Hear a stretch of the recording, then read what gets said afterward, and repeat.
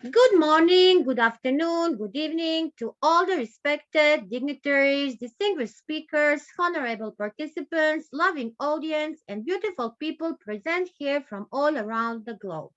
I, Ms. Nada Ratkovic, IIU board member, country director, IIU Croatia, the president of Research Center IIU, welcome you to the first International Research Storytelling Conference, IRSC 2022, the day third. The day third, and it will be an amazing day third on the topic storytelling as research and research as storytelling. So we know that the recent trend toward research storytelling is very important to making any research, finding out what is known, what is not, and what we can develop further. So the role of the storytelling is very vital, and IIU Research Center supports the existence of it in science, research, technology, innovation, and all studies. So let's see. Today with me, I have an amazing personalities and amazing academicians and science, and they will share their story with me. Yes, our life is filled with storytelling, and all researchers by heart always know and have a special story. So today, learn the art of storytelling and tell that to the research stories. Select, develop, figure, understand, ask, and remember. Select a meaningful story. Develop your story. Figure out the structure. Understand how you have changed it by the end. Ask yourself if you are ready to share the story. Remember that storytelling is not about the storyteller, it's about the connection. And I will add from my yesterday an amazing guest, it is also a collaboration. So, how to tell a story? Join us today, learn with us, and meet the best global researchers and let them inspire you. So I'm pleased and honored to present our organizer. International Internship University is a leading virtual education system and global brand confederation, which is the most valuable and trusted worldwide and well-reputed in delivering innovative programs. Globally, it is a trusted name for quality training programs and is committed to provide better and virtual education to all the young learners of the globe. IIU is metamorphosing the conventional education system by cutting down the additional costs and providing access to more than 1,000 plus courses and internships to their e-learners across the globe with the help of its 1,000 plus global educators. In a short span of time, IIU has spread its wings in 195 countries, 6 continents, under the strong leadership of its visionary founder, Mr. Piyush Pandit, Sir, a committed and inspiring social activist, a passionate educationist from the last 2 decades, providing education to students from various social and cultural backgrounds. IIU has formed its 4 councils: Women's Entrepreneurs Councils, International Student Development Council, International Youth Development Council, International Council of Educators. And yes, International Internship University IIU Research Center. And we are here in the IIU Research Center, and me, Nada Ratkovic, as a president of IIU Research Center, thinks if you have ever thought about how would be the world without education, research, science, innovation, technology, or any development of anything, then the IIU and IIU Research Center is the right place for you. So now it's my honor to present and to invite my first and amazing guest, who will share with us a story, an amazing story, an amazing research story. So I'm honored to call Dr. Myla M. Arcinas, Associate Professor de la Salle University from the Philippines. Welcome, Dr. Myla, and enlighten us with your introduction. I'm really honored, happy to have you because our great Dr. Myla will share today her story, and you will hear all about a great research path, and you will see how many decades she is covering. So, welcome. Hello, Dr. Nada. Okay, so let me share my screen first. Of course, you can. So, you are free Okay. today. The stage is yours now. Okay, wait for a while.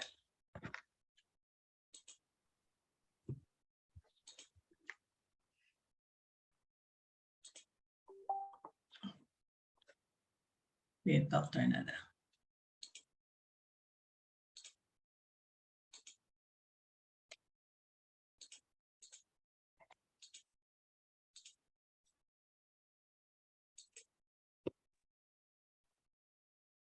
It is great. Okay, can you see my screen? Is it good? Yes, only click on the full screen. Okay, okay. Oops, it's being right there. Wait for a while. It is great. Dr. Myla, it is great. Welcome. Yeah, wait for a Oh, while. again, you lose it. No problem. Listen, yesterday at the beginning, I lost my internet connection. Then go to my page and then start, but everything was great. That is our reality. No problems. We don't have no problems.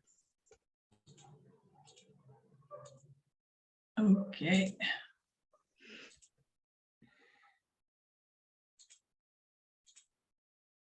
Okay.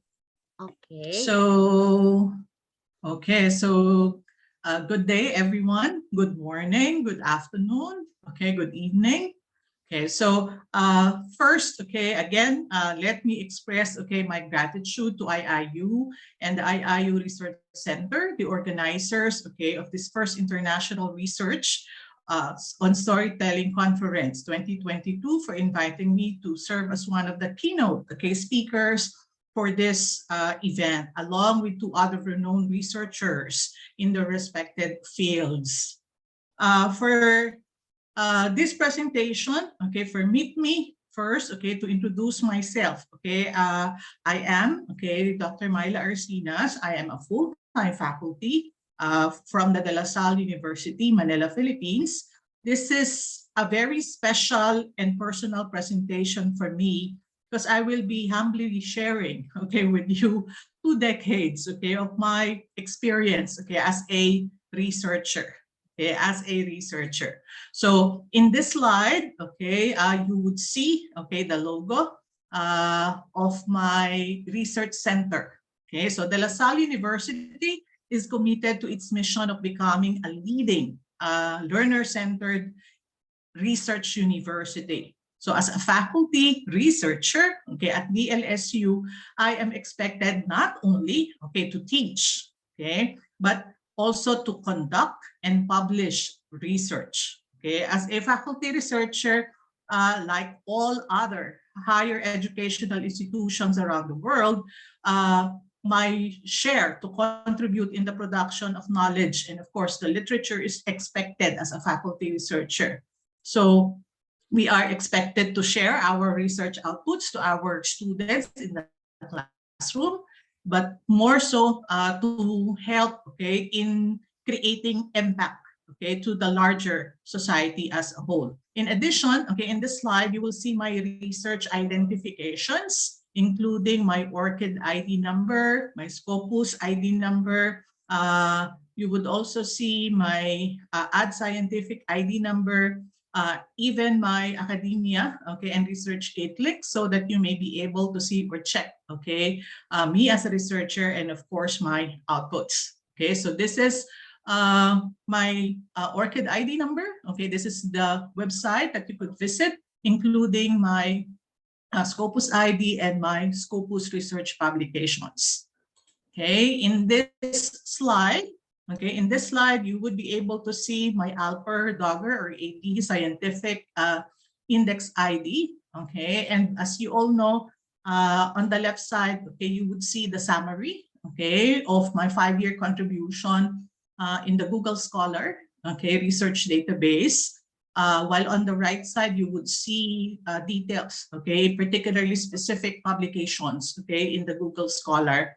However, in this presentation, I only captured, okay, the first page, okay, of my Google Scholar publications, okay, so as a sole author, first author, or a co-author, okay, just for presentation purposes, okay. So you would see that, of course, I am not really that high profile, okay, researcher, okay, but I would say I'm lucky enough, okay, to produce publications that are creating impact, okay, to my own institution, okay, in our country, in the Philippines, in Asia, and the world.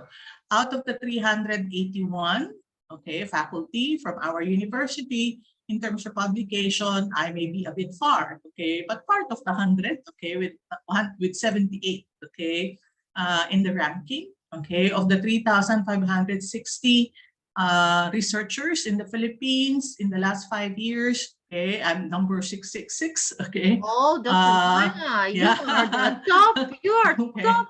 Not that well, but I'm Yes, doing yes, something, you okay, to are. Yes, also you are. contribute. Don't say that. Yes, you are. Amazing. Okay. We're trying to help, okay, contribute, okay, in the literature in our own ways, okay.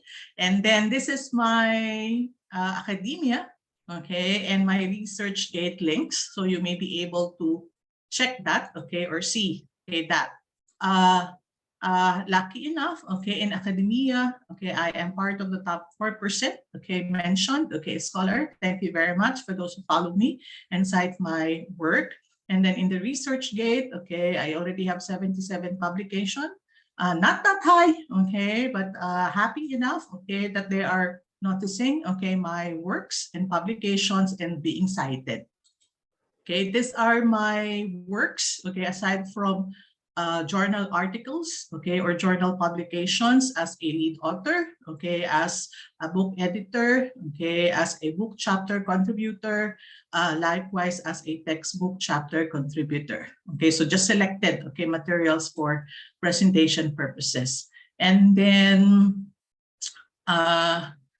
part, okay, of being a researcher, of course, is that you engage also, okay, to help contribute in the promotion of knowledge, okay, helping other journals. So you would see there, okay, my role as a member of the advisory board, okay, of the Journal of Asian Societies. I also serve as a member of the board of review for Adolescent Health, okay, Journal of Adolescent Health, and the APMJ, both of them Scopus journals. Of course, as a member of the editorial board of the International Journal of Multidisciplinary Applied Business and Education Research. I also serve as a technical reviewer, okay, in the area of social science and health sector in the Department of Science and Technology in the Philippines. So this is actually the national board from where major research grants, okay, would be reviewed, okay, before they will be given funding, okay, or financial support, okay, from the government. Okay, so from those publications, okay, you would notice that many of them were not achieved overnight, okay? Most of them, actually all of them, okay? So I exerted, okay, effort, okay, to make sure, okay, that I would be able to contribute, okay, in the production of knowledge. As I pull together my materials, resources to prepare for this talk, I ask myself as to what will I share, okay? In the 2 decades of being a researcher, I experienced a lot of challenges, but also offered a lot of opportunities and learnings from doing research. For this part, okay, allow me to share my lessons learned, okay, from the 2 decades of being a faculty researcher in the Department of Sociology and Behavioral Sciences at the De La Salle University, and as a research fellow in the Social Development Research Center. Okay, so first, learn to pursue, okay, follow your curiosity in your area of research interest. As a sociologist, I am into a lot of social development work and research engagements. I prefer researches that can create impact into the bigger society. If you will look into my publications in Google Scholar, you would see that many of these publications are reflections, okay, of the research interests listed in this slide. It is more satisfying if you love, okay, your work or what you are doing as you pursue, as you engage, okay, yourself into research. Of my various research engagements, I have 3 from my past. I will just select, okay, research engagements in the LSU that really eaten much of my time, okay, my energy, and I believe also created much impact, okay, in the society.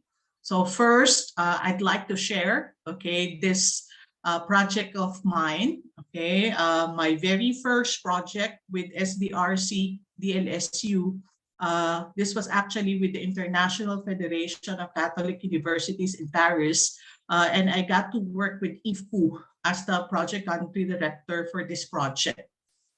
It was actually a difficult task. Okay, it was done, okay, for 3.5 years, and the main goal was actually to give urban poor women the agency, the capacity to live a quality of life, okay, despite the challenges of living in an urban poor community.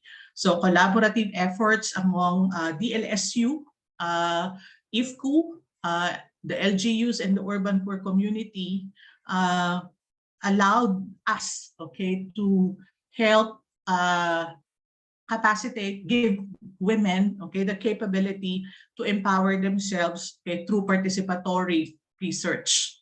Okay, in a span of 3.5 years, from March 2000 to March 2004, my team actually helped, okay, the urban poor community and the women to empower them through various capacity trainings. So this was actually the signing of the Memorandum of Understanding together with our former late, okay, president, and with this the engagement of the representatives of the community and the LGU together with the head of SDRC then, okay, Dr. Tata Lamberte.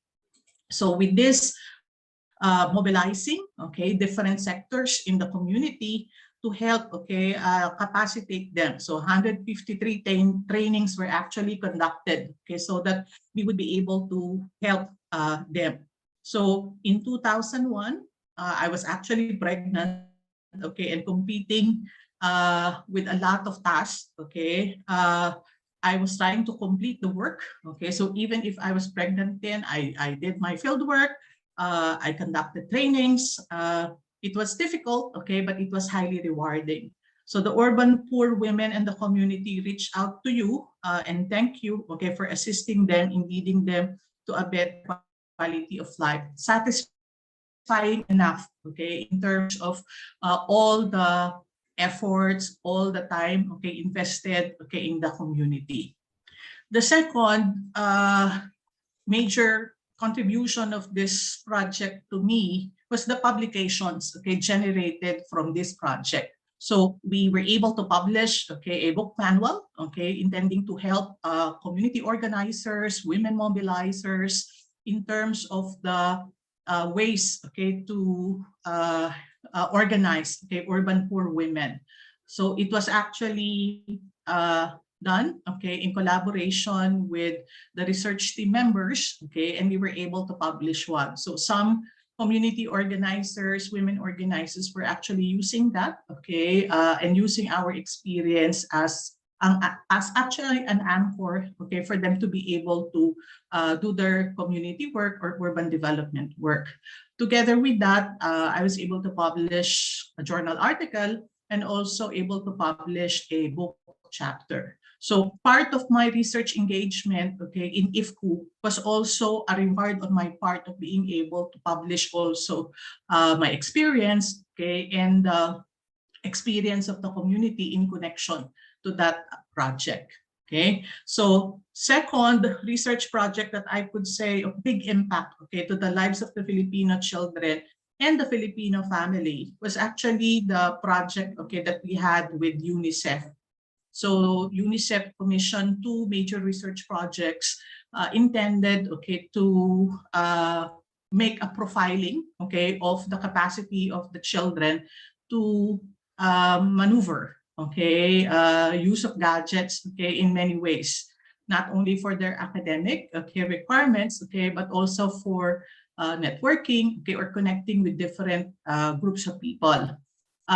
In my engagement, okay, the Philippine Kids Online, we were tasked, okay, to conduct a nationwide, okay, research, okay, to perform this profiling. But together with this was actually a partner project, okay, on OSAEC, or the online sexual abuse and exploitation of children in the Philippines. So the general profiling was actually given on us, okay, while the more detailed, okay, qualitative research was done by another research group, okay, led by Dr. Karim Daroha. In our team, okay, we did the Philippine Kids Online. So it was actually a project designed by the London School of Economics and supported by UNICEF, the Office of Research Innocenti in the Philippines. It was actually a multi-country initiative, okay, that seeks to comprehend the online behavior, okay, risks and practices of children. It also seeks to collect data on online safety practices, okay, of Filipino children and parents in order to promote a better and safer online environment. So your study was actually part, okay, of that project. So this was actually the research team, okay, that pulled together that nationwide research, okay, and in that nationwide research, we covered a big number, okay, of respondents, okay, for this research. We also did focus group discussions. We also conducted key informants on various local government units. Okay, we did FGD, okay, of the parents. So it was actually a long task. Okay, so again, if in IFCU I devoted 3.5 years of my life, okay, in this research, okay, we had 2016, okay, until 2019, okay, for this research. So again, long engagement, okay, of research with the intention of creating, okay, big impact. So in this research, I had with this doctors Roderick Nuncio, okay, as our main lead, Dr. Arnie Ascaraga, and of course, Dr. Rachel Arcilia. So we were given the opportunity, we were given the privilege, okay, to be part of this global research.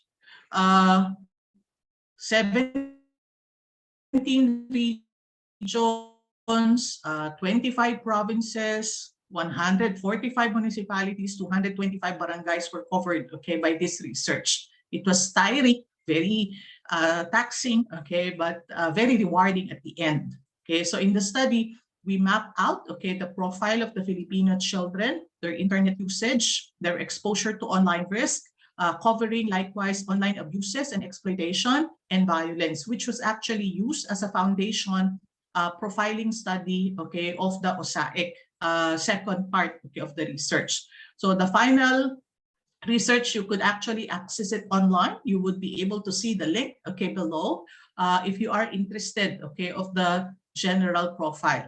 Okay, and with this prompted numerous, okay, efforts, actions in the Philippines, okay, to stop abuses, okay, of children in the online, okay, world, find ways, okay, to protect the children from predators, okay, and likewise find ways to stop, okay, the online sexual abuse in the Philippines.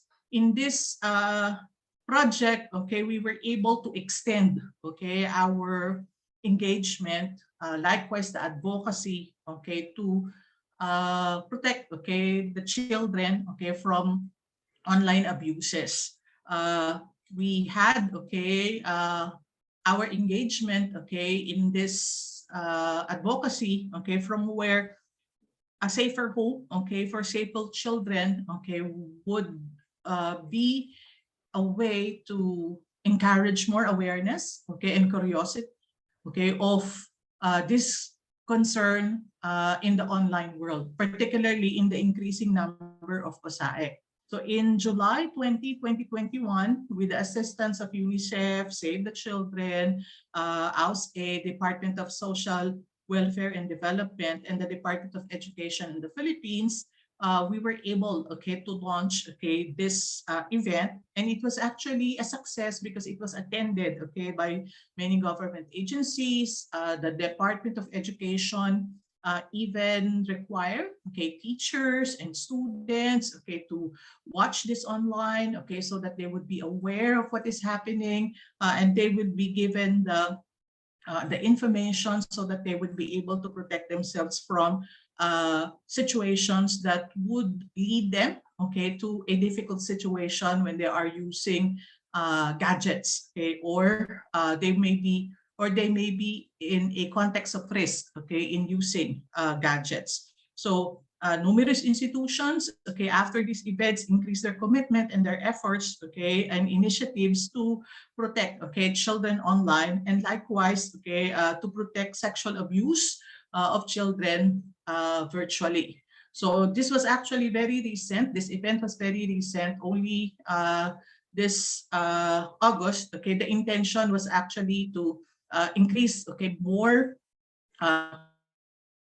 commitments, okay, from different institutions, likewise private institutions, okay, to even stop, okay, OSAEC in the Philippines. So the Philippines was actually they said the number one, okay, source of uh, materials, okay, showing abuses, okay, or online sexual abuses, okay, of children. So this was actually at the time, okay, from where we put hands together, okay, make a call, okay, so that more efforts, okay, would be done, okay, to stop this. So we were able to launch, okay, a call center, okay, that would allow children, okay, to report if in case they experience a SAEC, or even ordinary people, okay, to report experience, okay, of a SAEC. So this was actually the start, okay, from where more institutions, okay, pull together efforts, okay, to stop SAEC. Following this, okay, we were lucky, okay, because in August 3, the Republic Act 11930 was actually signed into a law.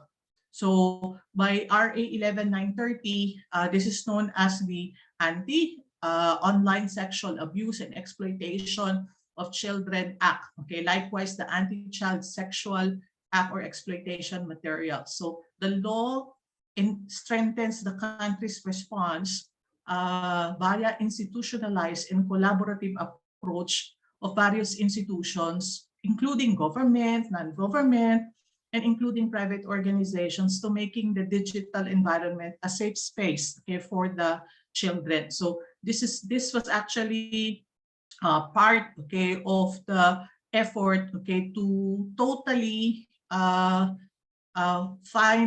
a clear effort, okay, to fight the increasing vulnerability and victimization of the Filipino children by online predators. So it was actually, I would say, a success, okay, because a law, okay, was passed, and it was actually part of that PCOS, okay, research. So it was difficult, okay, when we had our research, okay, but of course, seeing the outcome, okay, seeing the impact, again, okay, very rewarding.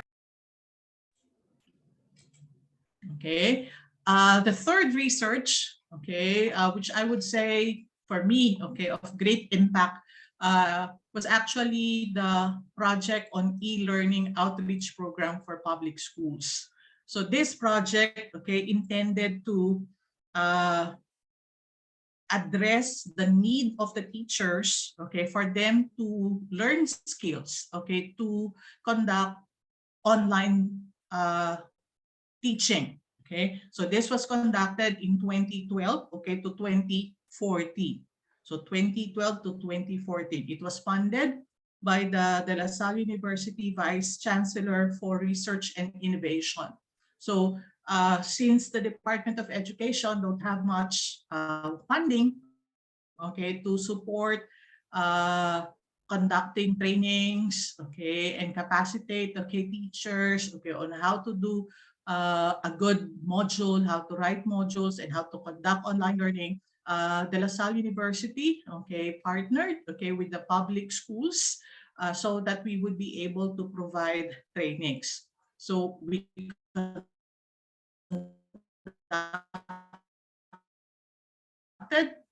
trainings for online teaching and learning, and to educate them on the importance of internet netiquettes. So two major conferences, okay, were held to inform the teachers on the importance of e-learning and the need for them to have the necessary skills to maneuver the need of the time. So I believe given the pandemic, okay, our effort, okay, in the 2012 to 2014, I would say paving way, okay, Dr. Myla, gave them. we see that you never stop working, so no pandemic, no issues for you. You are unstoppable.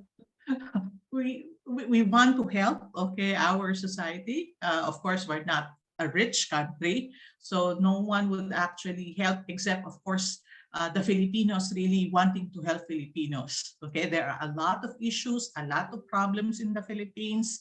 There are a lot of research, okay, that can be done given those many problems and many issues. So with a good data, okay, with good evidence, okay, you could convince the government, you could convince a lot of private institutions to help, okay. You just have to show them, okay, that indeed there is a problem or there is a need, okay, for them to help.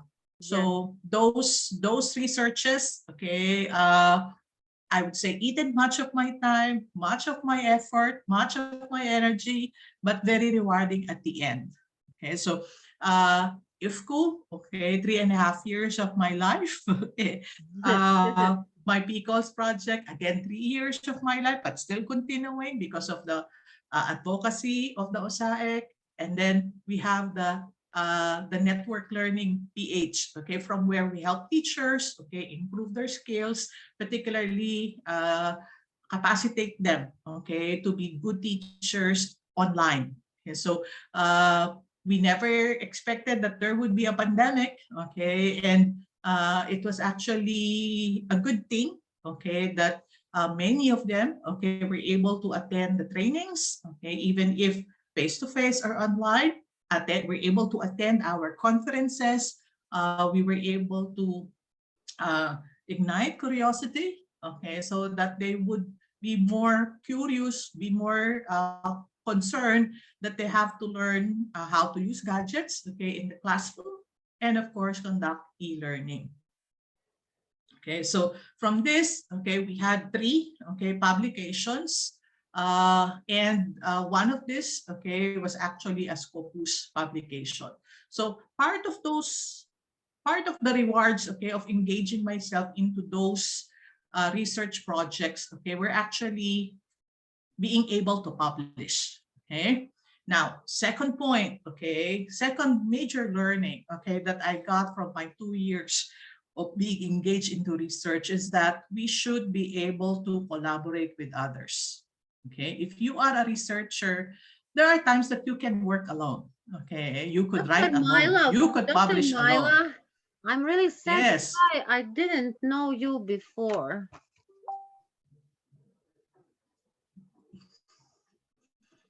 but Yes, but I am. I find you. Thank you. Yes, yes, I find you. I really that's why I was very thankful when you first invited me, okay, in IIU, okay, and as you've seen, okay, I'm happy, okay, that you continue to Yes, invite and me you and see share, okay, that Nada share, okay, my don't knowledge. let you free space. Okay, That's so great. in doing research, again, there are times that you could work alone, but it will always be good to collaborate with others, Yes. expand your Yes. social network. Uh, in doing research, um, it may be difficult at the start, okay, because you have to make friends with them, okay, you have to know them, you have to know their capabilities, okay, but it's always good, okay, to um, work with other, okay, people in different fields. So researchers may be able to show you how methods from different fields, okay, can be combined to solve, okay, a problem in a new way when you work, okay, with other people from other fields. So when ideas are generated through conversation, okay, among scholars, among researchers, okay, good ideas may emerge. Publications, okay, can be produced. So you can improve, okay, your research publications, your outputs, and with this, okay, improving, okay, your status, okay, in the community, okay, of researchers. Thus, I would say, I would reiterate, learn to work, okay, with others, collaborate with others. Okay, so it's very important in doing research. Okay, in doing research. Another, particularly for uh, maybe mid age, okay, or adult, just like me, okay, working already for 2 decades in research, mentor young people to learn and love research. Okay, mentoring in the realm of academic research entails providing guidance and instruction on how to conduct research, how to write the findings and publish them. So young people have a lot of ideas, okay, to try out, energy to spare, and right to see their projects through completion. These publications, okay, you would notice one of this, okay, is actually Scopus. This one, Scopus, one from PubMed, okay. I also published, okay, in the Journal of Dr. Mobile. These were actually done in collaboration with students, okay, students who wanted to publish, okay. There are some students who would be satisfied by just simply submitting their work, okay, as a requirement for a subject, okay, but there are students, once you inspired them, once you motivated them, would also want to go beyond the submission, okay, of a requirement. And with this, okay, wanting to publish as well.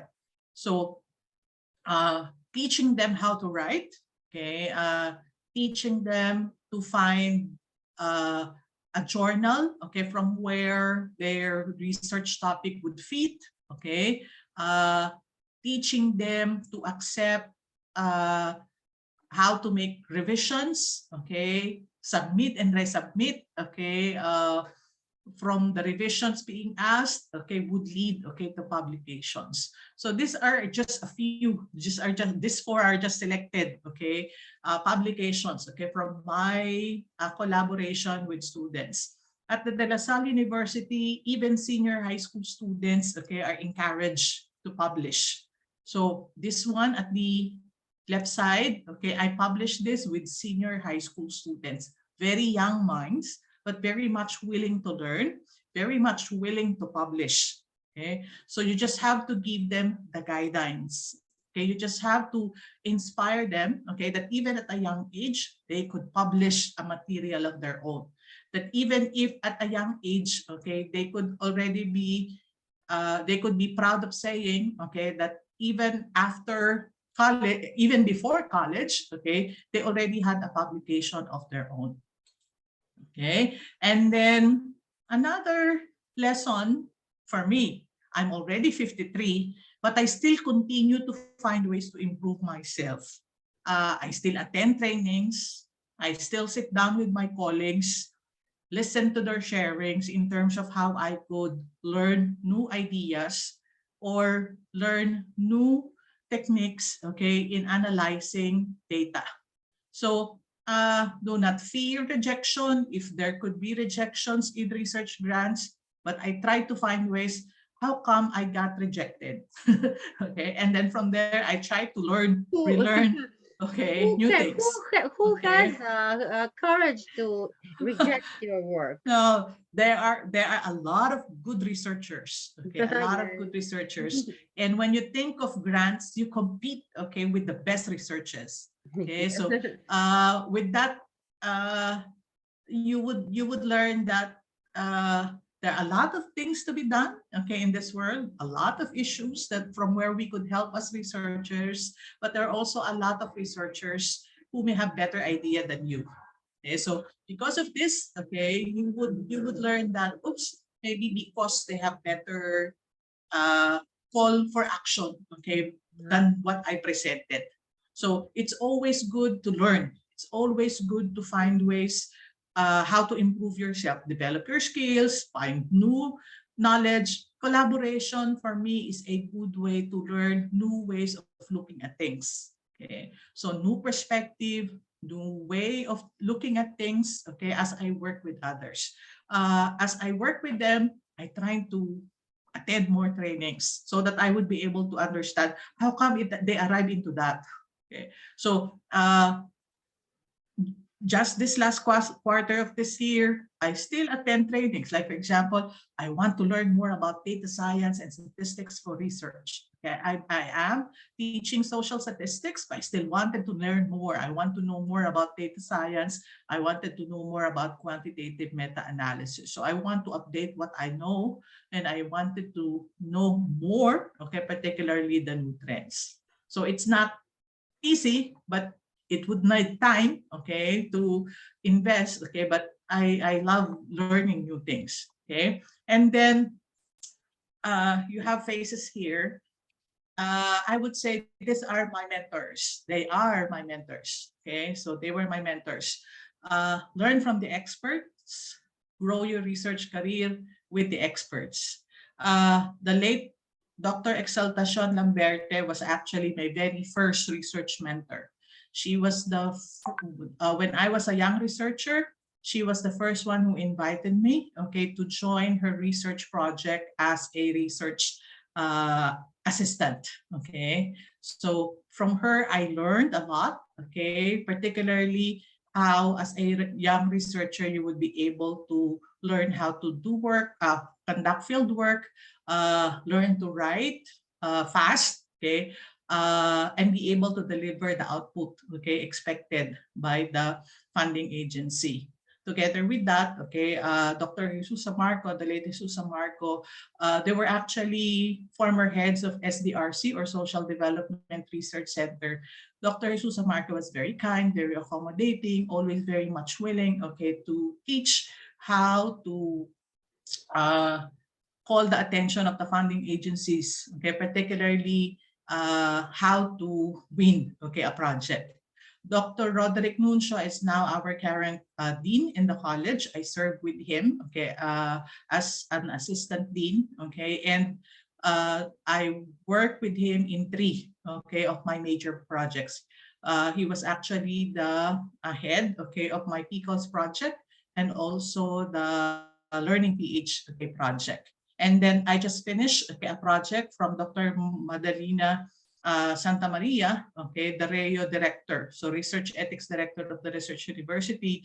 I work with her, okay, on using the interdisciplinary research perspective on transdisciplinary families. So migration is also one area of research that I have high interest. So Dr. Made, okay, I worked with her for 3 years. And then my current researchers, two of my current researchers, Dr. Marites Tionco, okay, the head, okay, of the team, okay, for my another project with UNICEF, working with the Z benefit. Okay, Yeah, so we Dr. were Myla, actually, yes, you see now you are showing us your mentor. So how yes. many today can show you as their mentor? Because I hope in my yes, little ways I was able to touch, okay, so we are my high seeing school your students, mentor, okay, or my but undergrad we know students. that you are a great mentor now, big mentor. Okay, so another, we have Dr. Kit Bonet. So Dr. Kit Bonet is now the my actually lead, okay, in a project. Okay, we call it as the DORA. This is actually a project funded by the National Commission for the Culture and the Arts. So we're actually making a national mapping, okay, of the cultural heritage in the Philippines, so that we would be able to boost the economic gains, okay, of our heritage. So I have two ongoing projects right now, okay, with Dr. Kyongko and Dr. Bonet. And then another mentor of mine, Dr. Romeo Lee, a mentor of mine, okay, in my PhD, and a mentor of mine when it comes to publication. It taught me how to love publication, okay. So he was actually the editor-in-chief, okay, of the Asian Pacific and Social Science Review, a Q1, okay, Scopus Jordan. So he taught me the do's and don'ts in writing, okay, and he taught me how to call the attention of the editors if in case, okay, you wanted to publish, okay, your material. So he was actually a big help, okay, to my career as an author. And then six, I would say, given my 2 decades, okay, of being in research, engaging into research, learn to give gratitude, okay, to the different institutions and the people who help you, okay, in your way going up, okay, doing research. Below, okay, you will see my colleagues, okay, in the Development Research Center. Okay, so in our talk about the Teachers' Day, I showed to you, okay, my colleagues in my department. This time, these are my colleagues, okay, in the research, okay, side, okay, of my person. So they were people whom I work with, okay. I am thankful with these colleagues, likewise with our research staff, okay, because they were actually providing us all the help needed, okay, especially when we are in the field. So doing the work in the field, I would tell you, not easy, okay, especially in the Philippines, where in transportation may be difficult, especially if you are in the rural areas, okay, but making our lives easier as researchers, okay, with the help of our research staff. Okay, so these are actually the major, just selected, okay, major institutions whom I would like to express my gratitude as a researcher. Of course, I have IFCU, the very first institution, international institution, who gave me the opportunity to be a country director, okay, for 3.5 years. So likewise, helping the women to improve their quality of life, okay, in the Philippines.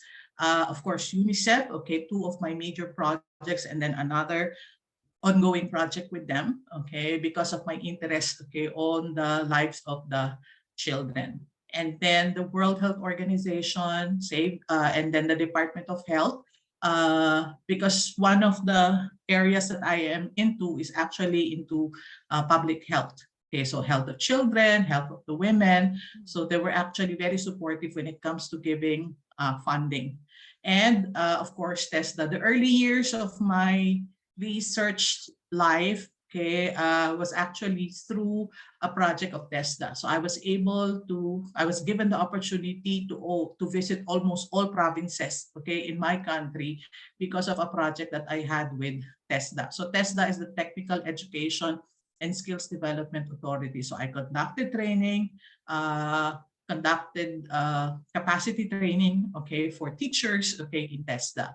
And then, of course, the De La Salle University, okay, for the internal funding support, okay, especially in the early years, okay, of my research career, from where it was difficult, okay, for us to get grants, okay, or funding support from multinational, okay, institutions or big institutions such as below. So we had URCO. Okay, this is actually the University Research, okay, Center Office of the De La Salle. So we received small grants from where we could start our small research. So for young researchers, URCO was actually very supportive.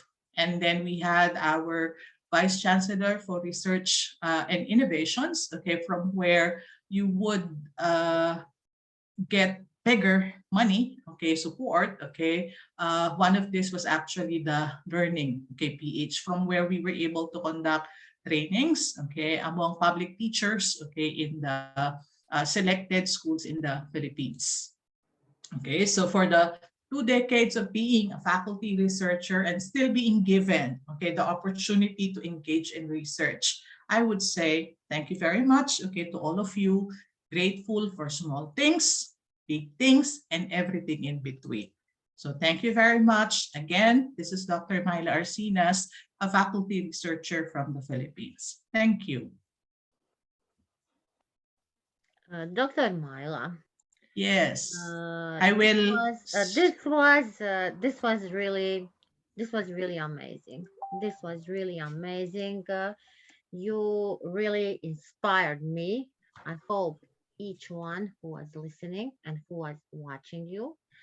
I didn't want to interrupt you a lot because each one question I wanted to ask you, you gave me the answer.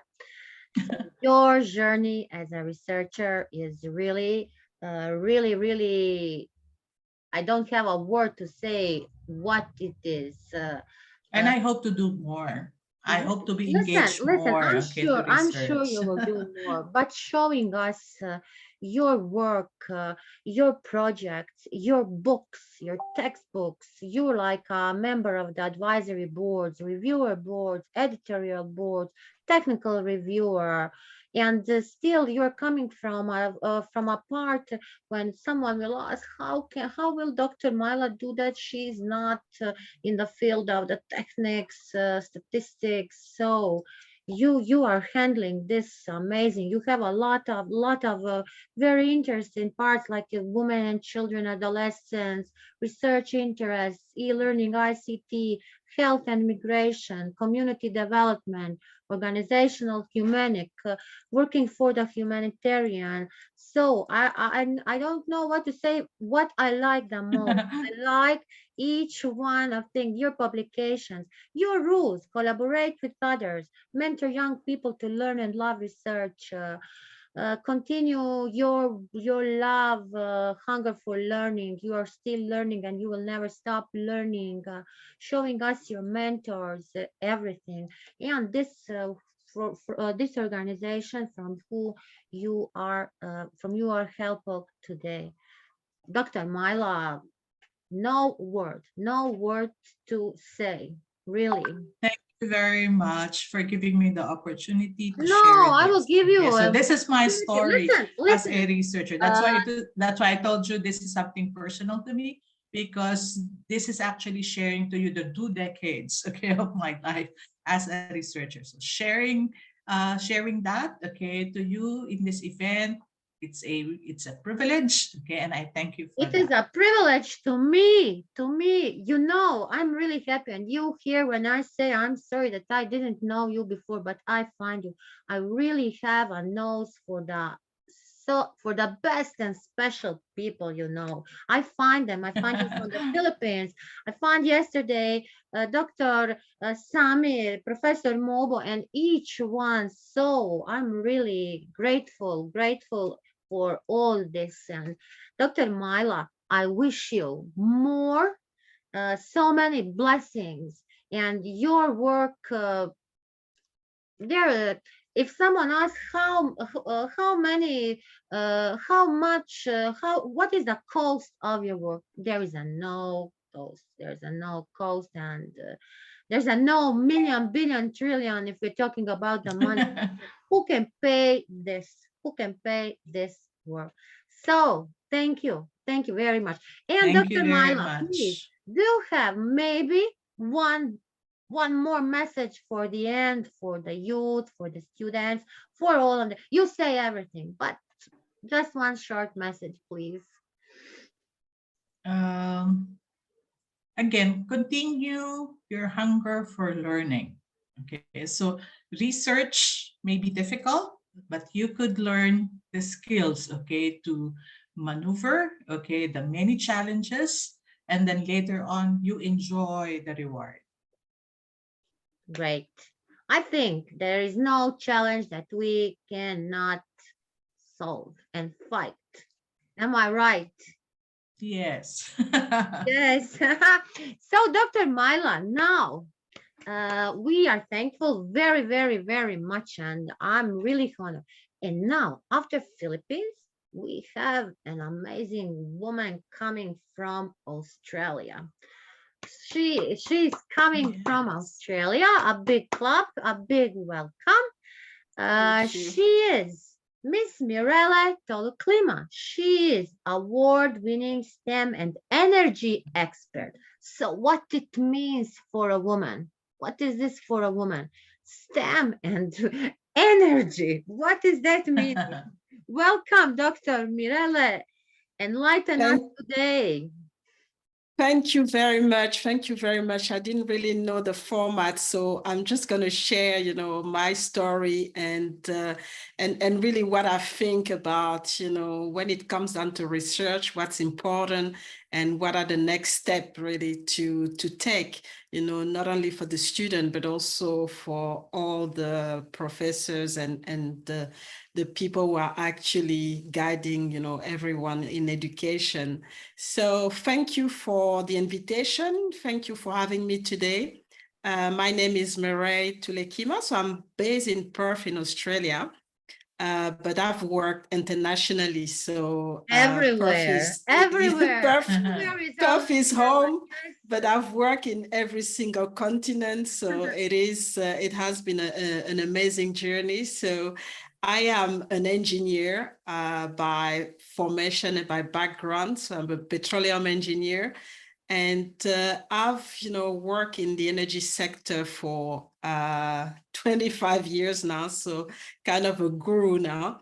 And also, so focusing more on energy, but always carrying the STEM, the STEM stamp, because actually I studied technology, but ended up working into the energy sector. So technology has always been something that I've carried with me.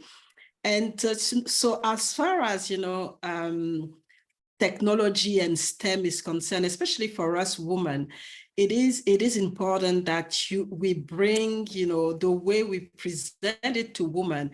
The storytelling is actually something very powerful because we women connect really well with stories.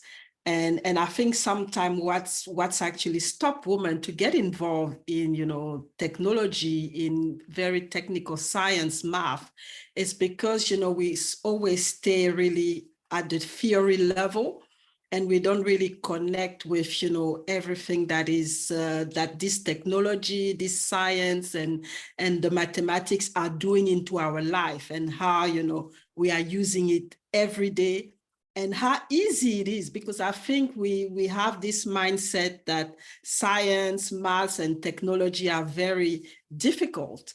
And yet, women, we manage a full household of, we manage the children, we manage the husband, sometimes extended family. So there's nothing more difficult than that. So that's why, it's important to, when we bring the story of research, we bring the story of STEM, it's important to have, those comparison and those stories for women to understand that this is something they can do. This is definitely something that they can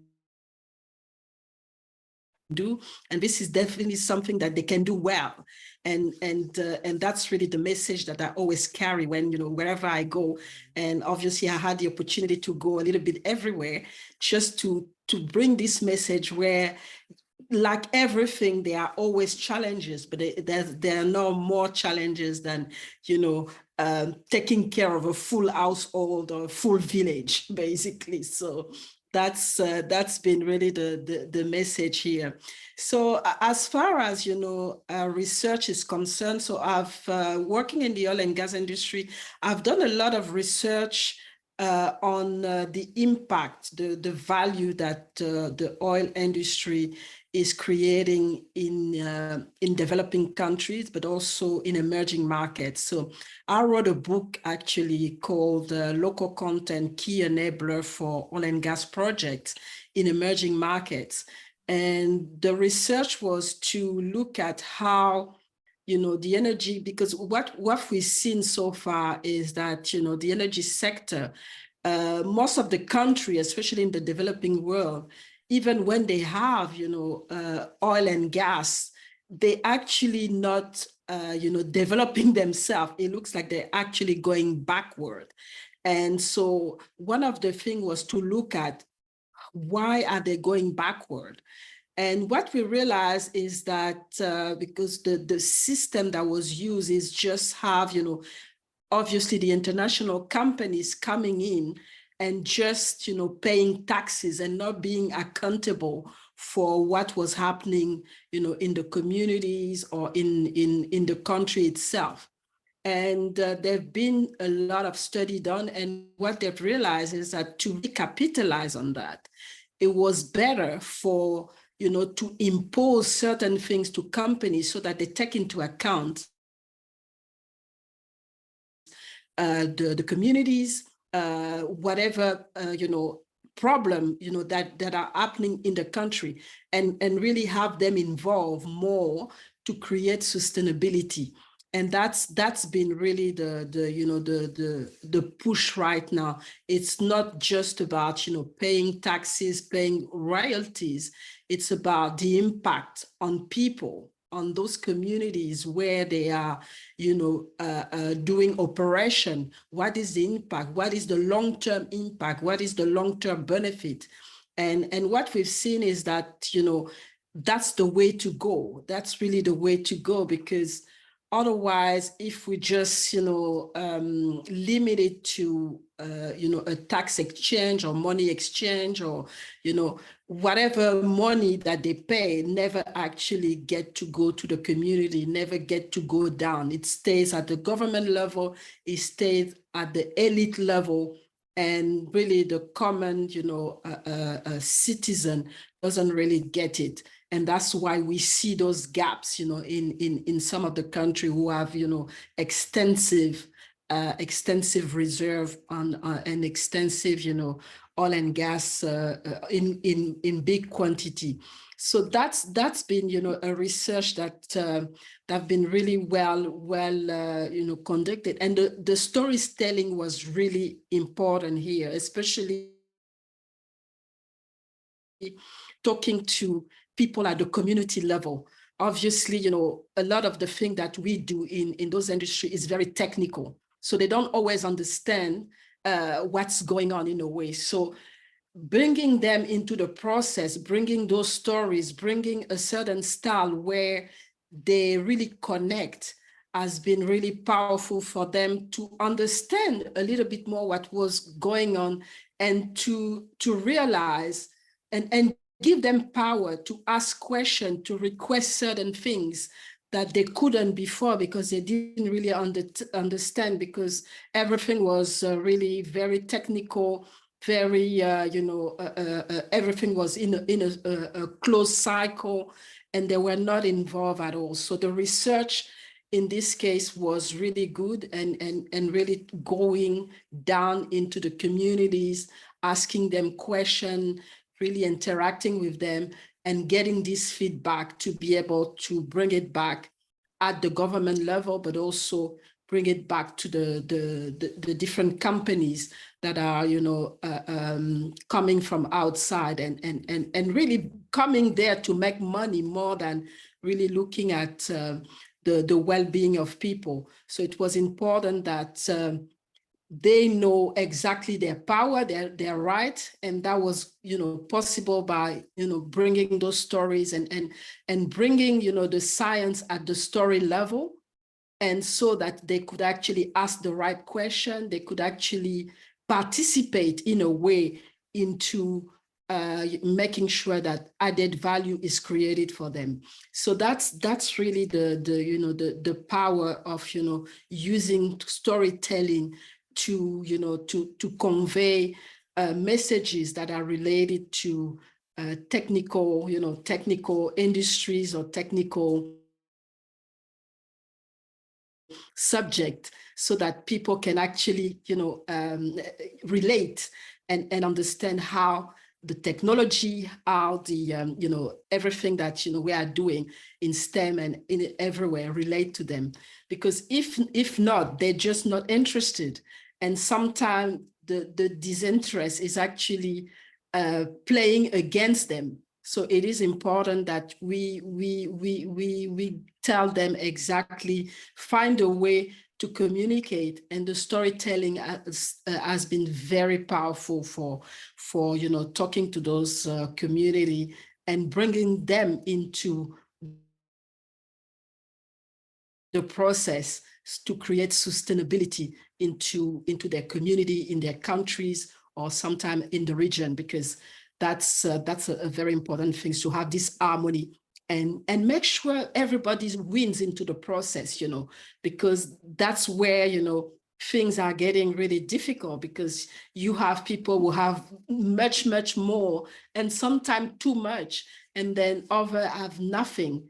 And we don't want that. We don't want this gap to widen. We want this gap to reduce, so everybody is, you know, happy and has, you know, a positive, something positive that they can take out of, you know, what's happening in their own community, because some of them has been really left behind, and yet, you know, everything is coming from their community,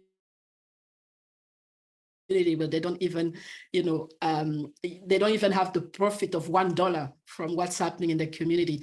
And sometimes it's also because they don't understand. Sometimes it's also because we don't go at their level with those stories to really make sure that they understand what's their power, what they can, you know, how they can contribute, and what they can ask, you know, because sometimes, and make people accountable as well, because the accountability is always something that is very important when we look at the research. When we look at the research, it is an important fact for companies to align, because if they're not made accountable, then they just do whatever they want, and that's not helping anybody in that context.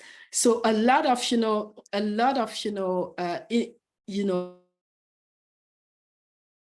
impact of you know, using storytelling in all the research that we're doing, because at the end of the day, we're always dealing with people, even if, you know, we are in a technical you know, in a technical industry.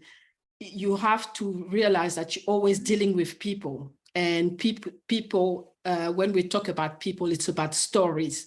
So it's important that whatever we bring them in terms of, you know, data that we we have analyzed or anything, we always have to bring it to them as a story, you know, give a story to those data, give a story to this research, so that, you know, we captivate them, and they feel that they, you know, it is something that is accessible to them. And that's really, you know, the power of storytelling into You that. know, So just it you goes know down. what is the power? The power is that you are a brave and a Mm-hmm, powerful, strong woman, and mm-hmm, handling that field. You know, mm-hmm, today, a woman in STEM, it is still very hard. It is mm-hmm, still mm-hmm, very hard to take a place and have it there in this field. So you are mm-hmm. handling that from day to day. Mm-hmm, mm-hmm.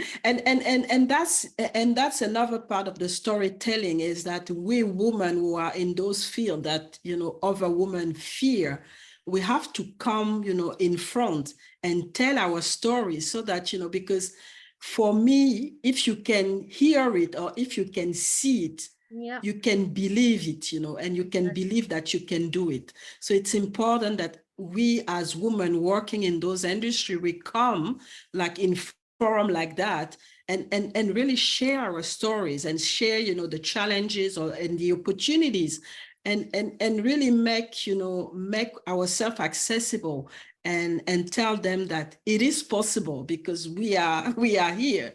So it is possible. It's not something to fear. Just like everything in life, you know, there are challenges, but challenges are also, you know, opportunity in disguise. And it is important that, you know, women understand that they are strong. Women are strong. Like I said at the beginning, they manage so many things, so many complex things. So I don't know, I mean, science is nothing for them, should be nothing for them, because whatever they you know, they go through their life, especially a lot of the women in developing countries, they have so much to manage. And yet, you know, they wake up every day and they do well. So it is important to bring this parallel so that they can get the confidence to understand that, you know, if they can do it at home and manage at home, there's nothing that they can't do if they, you know, they elect to be, you know, to go into science, to go into technology, to go into math. Yes, like everything, it is, you know, there are, you know, some challenging aspects, but those are not things that they can't, you know, overcome. And that's really, you know, the thing that, you know, I stress out. And then those stories, we see more and more women are coming out, telling their stories and really sharing, you know, the knowledge and sharing the, you know, the tips and the process that they went through to be able to succeed. And that's actually helping, you know, the confidence of other women who are on the fence and don't really want to, you know, to go into it. And especially the younger generation, when they see that, you know, some women are really doing well, they contribute to those industry heavily, then they, you know, they see themselves in those women, and the stories have to be strong and bring, you know, this positivity so that, you know, we bring them along with us. And that's and I think that's what I encourage, you know, other women who are in those industries to do. Just tell your story and you become the role model for someone. So it is important that, you know, even if there's no role model, if you have something that, you know, that can inspire, just come in front and tell your story, and inspire those ladies and become the role model that is not existing. If there's no role model, you become the role model. Yes, you know what I think? That we women really very, very strong, powerful, and if we more do, we have more energy. The work is filling us with the energy. You know, sometimes I say, nada, today, nothing. But when I start my day, there, I'm unstoppable. So more than I work, I have more energy. And I see that today, you say, you are today sharing your story, but we feel that energy, we feel that power, we feel a woman who is really unstoppable, a woman who can do everything. Because today a woman, I respect all the fields, everything. But when we think about this in this part of engineering, a woman in engineering, you know, Nada also has a master's degree in mechanical engineering and informatics. And I know what it means to be a woman in that field. But I work a little there. I still do many things in that field, but now my work is not that. I'm in economic, but I know what is that. And if you are not fighting, you will never have your place in that field. But I see you fight from the beginning. You never stop, and you are here on the big level because you are a woman still in that field working on that. So that is really amazing. That is an inspiration. That is an and inspiration.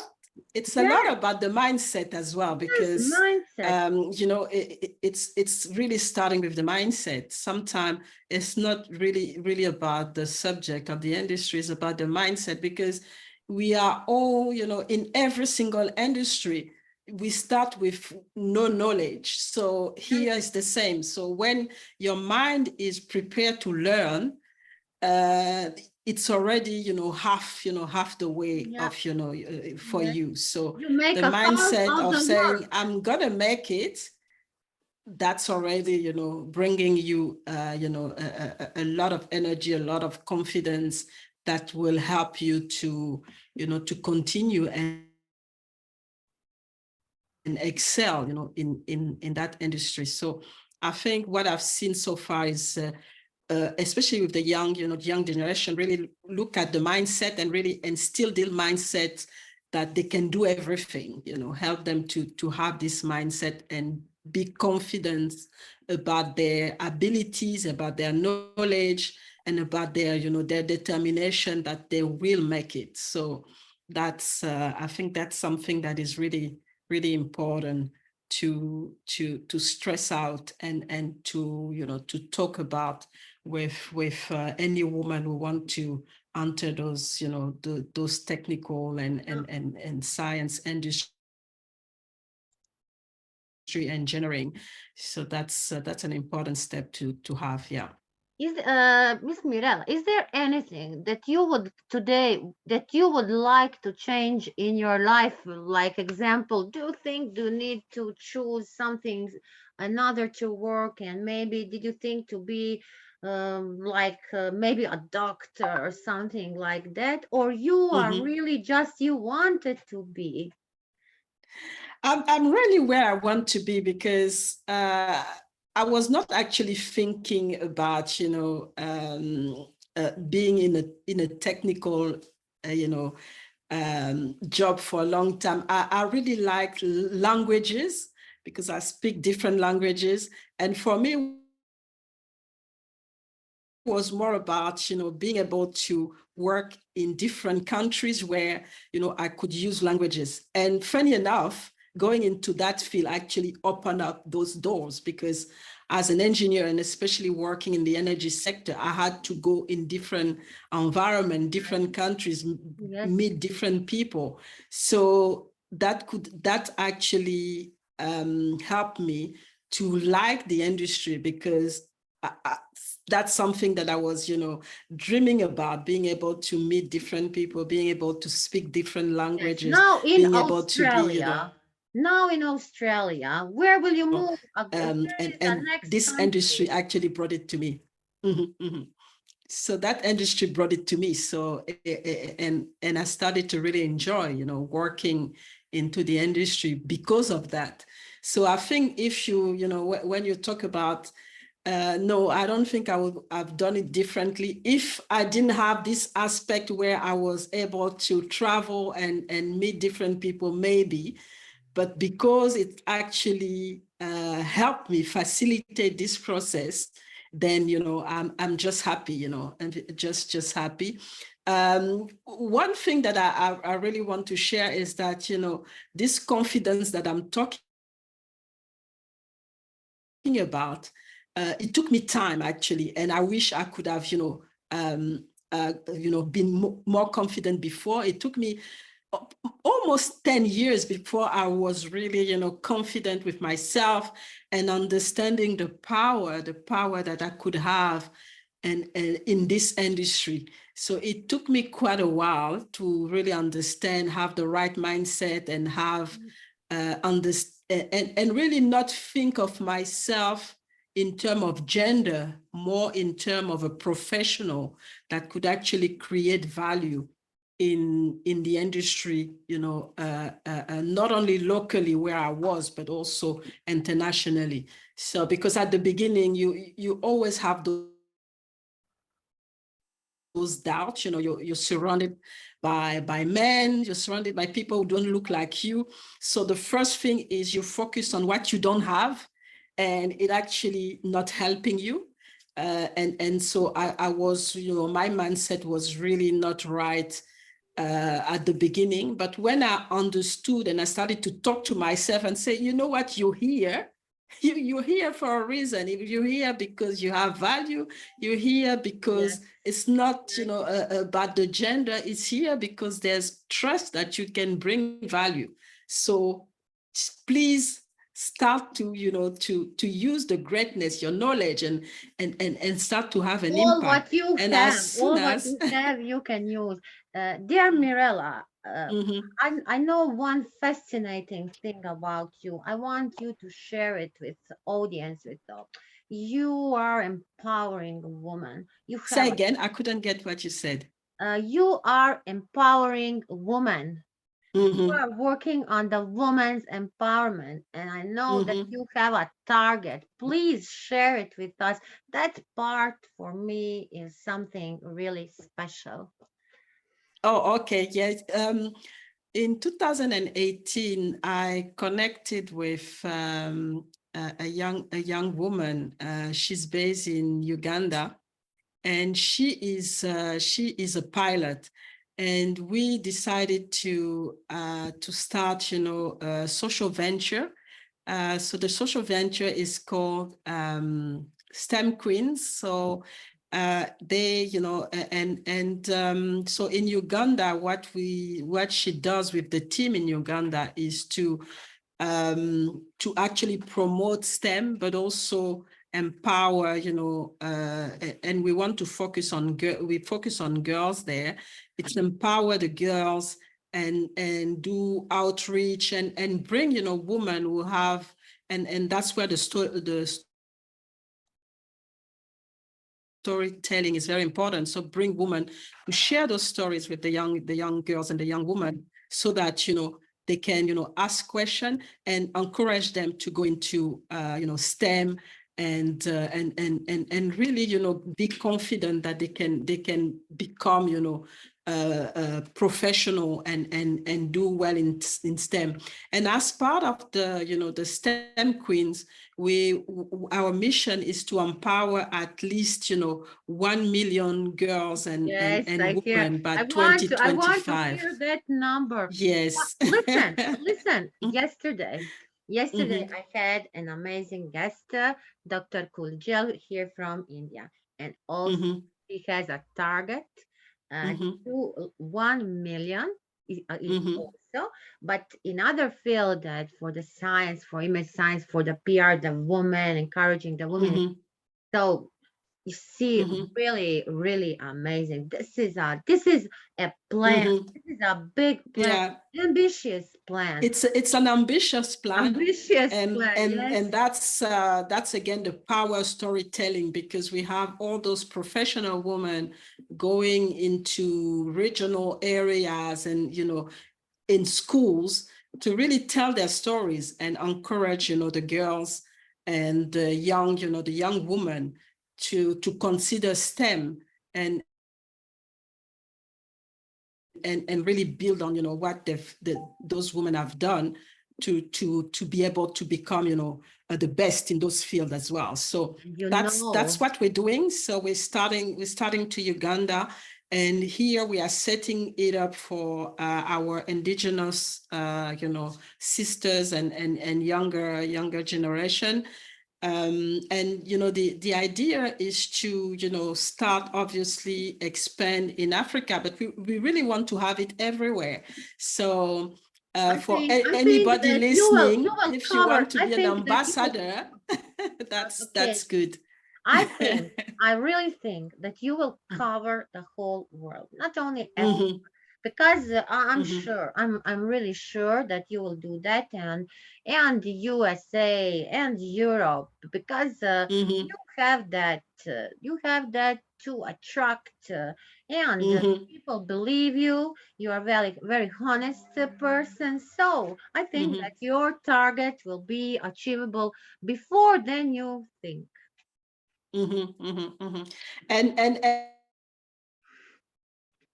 And it's also, you know, not only to have them in those industries, but we also want to make sure that they become entrepreneurs. They create Yes, jobs for other yes. women or other people. Because what we've seen is that a lot of women are in, you know, we see more women coming in, obviously, in STEM, but they don't take the next step, or, you know, becoming, creating companies that are going to, you know, impact as well. So we also want to push, you know, as part of the empowerment, we want to push the woman to start creating companies that are going also to be able to create values and employ, either women or men, Yes, but have even if them, it's at micro, the small, large, decision medium. level. Yes, yes. Mm-hmm. The number of the employees is not important for the beginning, but start their own business. That is really Mm-hmm. important, and to show Mm-hmm. that they can do that, because Mm-hmm.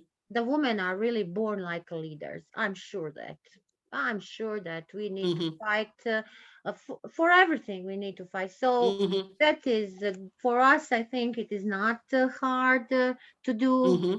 So if you tell me, Nada, Mireille, if you tell me today, Nada, tomorrow you need to, for me that is really not a problem, because Mm-hmm. I can handle that. I know. And when I think about what I need for starting a business, I need a capital. I need a maybe a Mm-hmm. little flat or something for doing that. I have all for starting. But now I don't have that in my mind. But tomorrow, Mm-hmm. who knows? Tomorrow maybe I say, yes, you will do that. But Mm-hmm. that is Mm-hmm. because And we, that's the thing. You have to plant it in their mind when they're still young, yes, because yes, as soon as they get into, the routine of being an employee, and then with all the challenges that are coming, they don't want to do that. So it's no, important that they understand that it is an option, and it is actually a very powerful option for them to position themselves at a level where they are at the decision-making level, instead of just, below, and not being able to be yes. at the decision-making table. So that's really, what the thinking behind all of this. Great, great. Mm-hmm. I will not. Mm-hmm. You have so many stories, so many. Mm-hmm.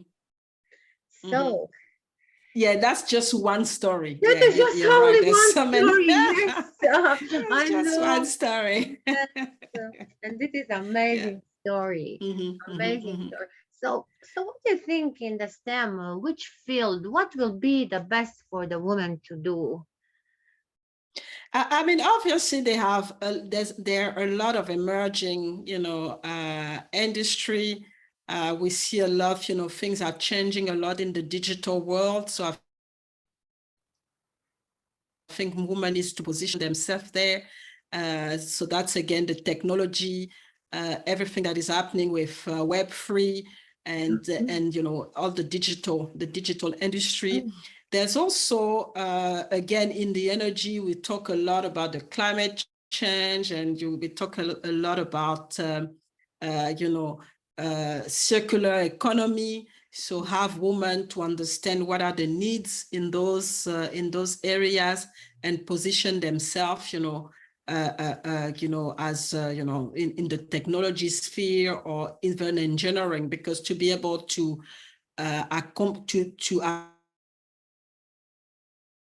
accomplish the agenda for climate change and circular economy, engineering is going to be very important.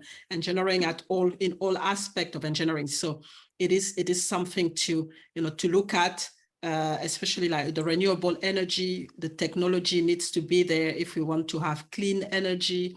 So have women really positioning themselves in those areas.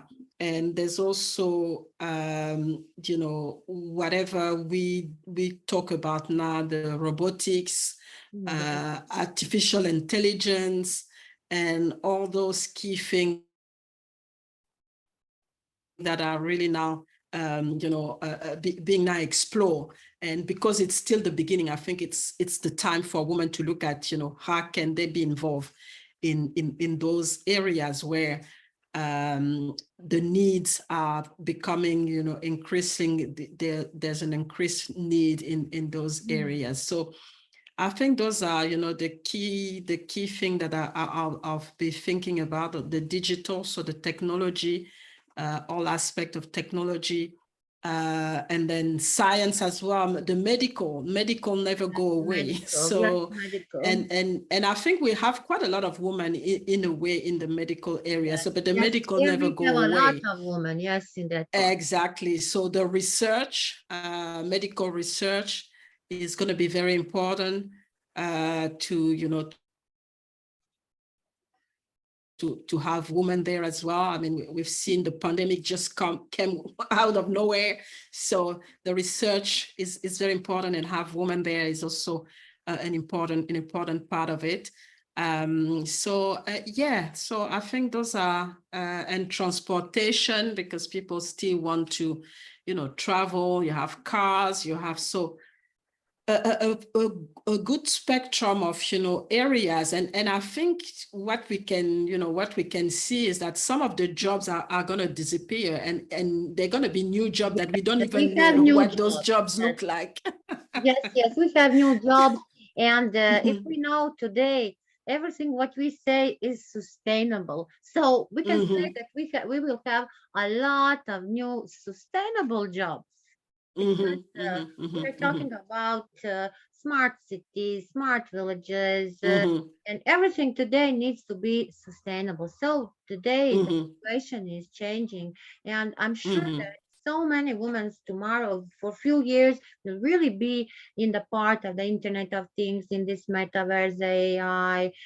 So that is Mhm, mhm, something mhm. that is a And that's and I think that's a good thing for women, because uh, a lot of things, and people characterize this period where we have the VUCA period, which is yes, volatile, VUCA, yes, uncertain, and complex, and we women are used to basically function in this type of industry, because we can multitask, we can react, when things are changing, we can react quickly, and we are innovative, we are creative. So all those skills are really going to be important, for it. They're starting to be very important, and we have them all. So it's important that women understand that they have the skills and the power of positioning themselves to be the leaders in this VUCA world that we are in, where there's a lot of uncertainty and things are changing all the time, because our resilience to change is just amazing. So it is something that we have to think about, where we think we are the leaders of yes. today Look, and tomorrow, yes, dear Mirella, you mentioned now the term of leaders. For you, Mhm. what the term leaders mean? What is for you, like example, a woman, a leader? Mhm. So, I mean, for me, a leader is, first of all, somebody who is a visionary. So that's the visionary first. And also it is somebody who empower others, because, leadership is not about, dictatorship or, forcing people to do something. As a leader, you have to inspire people to follow your ideas, to follow you. And your role as a leader is also to create more leaders. So you give them the guidance, you give them the direction, and you include them as well in going in your journey to fulfill the vision.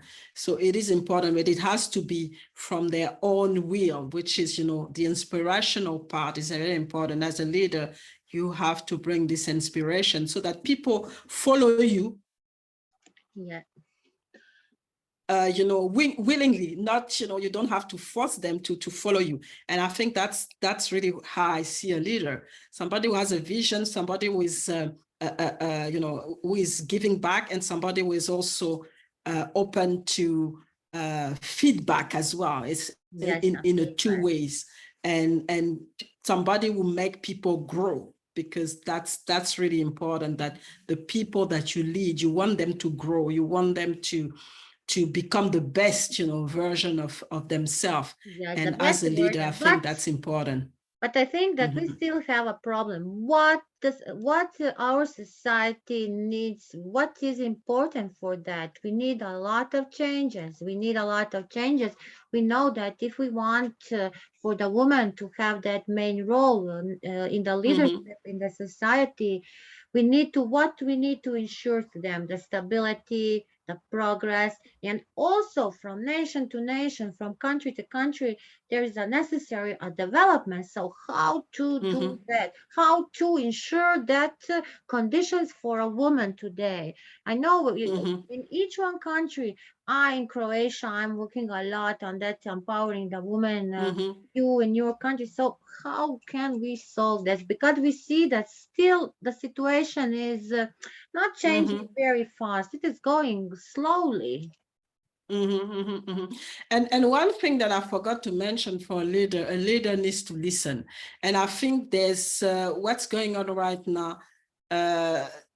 Women, we do a lot of things, we ask a lot of things, but nobody's listening. So it's important that we get, people who call themselves leaders to listen so that they understand what are the key problems. And then they really focus on bringing a solution to that. But I think women have to lead this process. Because no one will actually understand our problem more than anything else. And when we understand those problems as leader of this movement, that because of what's going on, we need to be able to explain it and bring the right people to implement whatever we want to implement. But it has to be done in coordination with the men, because right now, society is really being made for men. So it's important for them to understand what are the skills that women are bringing, what power they can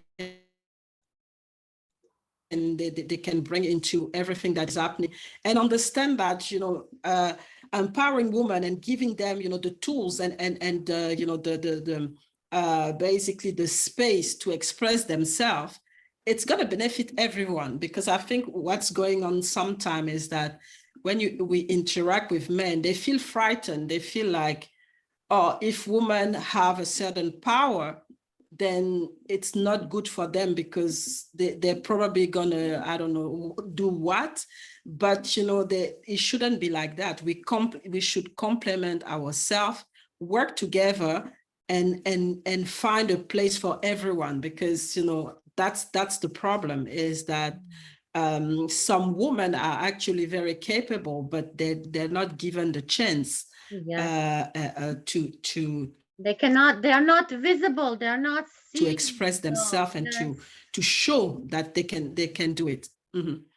So it's a lot of, I think, what the process has started. It's a lot of conversation, think tanks, and all kind of forums. But the next step is now implementing some of the ideas that are discussed, some of the things that are proposed. We have to look at the policies.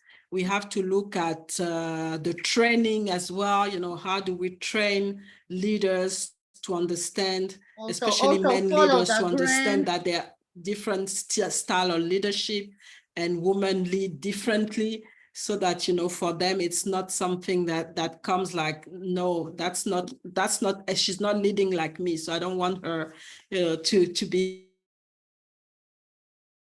in my team. I don't want her to have a promotion. They should understand what this leadership brings, and have those women in their teams and in their in their organization at a level where they can also contribute at the decision-making table. So really a lot of a lot of conversation, but also a lot of program and plan to put women at certain position and at certain leadership position to get them to show what they're capable of doing. And really it has to go from the education system Yes, to from all the way to others, each other. yeah, Yes. to the house, and have have that completely covered. Yeah. See this, So Mirella, like example. mhm, Here in IIU, we have a great founder. Our Sir Piyush Pandit is great. And you know, almost mhm, women leaders are around him. He's mhm, encouraging the woman in each one field, for each one position, you know. mhm, So each one woman in IIU can express, can give the best of herself, you know. So mhm, IIU is a great virtual university, and I said not only mhm, for education, for each one part. You see, here mhm, in mhm, research, mhm. for in entrepreneurship, everywhere, everywhere. So And if you have you know what, Nada, the yes, data are not lying. The data are telling that when women are part of the decision-making process in an organization, the organization is doing well. So yes, yes, and the data are there when you look at the research, the impact of women at in organization when they're given this the power of being at the decision making table is huge. yes, So I'm not surprised. I'm not really surprised, to see what's happening in EUE with all those women who are yes. actually And not only around the listen, not founder, only in because IIU, that's what the data are saying. Mhm, yes, the data is saying, and I'm also looking mhm, at in other organizations, like in my country also, where the women are in the higher position. It is growing. The company is really mhm, growing, especially mhm, especially if we're talking about this. Also in engineering a lot, mhm, in finance, in many fields. In many fields, we have mhm, a lot of women leaders and on the positions for the decisions. For so that is that today I see that it is going and mhm, really so I hope that many women will have that opportunity to mhm, show mhm. that to make some changes because if But I think one thing that I also want the woman to understand is because what I've seen working a lot with men is that sometimes women are not visible, or it looks like they shy away. yes that it looks So that it's they don't exist there that it looks like a exactly, man exactly. So they have to be more vocal, yes they have to yes be more visible, yes and they have to ask more, because I've seen, in my career, some men who are actually not really good, but they want this promotion and they're going to get it, and they're going to yes learn the job on the go. And we women, we want to be perfect first, and then we're like, oh, and sometimes we then don't even say we don't even raise the hand. We're like, we're waiting. Oh, okay, this person is not noticing that I'm the best. No, you have to be yes vocal, and you have to ask. Yeah, yes and I that's think where men are very good. Is that they don't wait to be 100% have all the qualification. They just go and ask. The worst that they can you know Yes, because they I will do tell that. them is I that will do no. that. But we women, we don't even sometimes dare. I've seen women, they don't even dare go, and they are the best to do the job, but they're just so scared to go and ask. And that's something we need to work on. It's the mindset. So Again, growing the waiting that we get mindset, selected. growing the Mhm, mindset. Yes, that is mhm, very mhm. important. Very Yeah. important. Mhm, And first, mhm. we So need to say good health and well-being, and then growing mindset. I think that mhm, the mhm, mhm. situation will So be and it's a shame, because a lot of them are really, I mean, they're really smart, really good, and they have the skills, but because they are invisible, yes. they just, at some point get frustrated because nobody see them, and they don't go and purposely show what they are capable of doing. So it is a shame.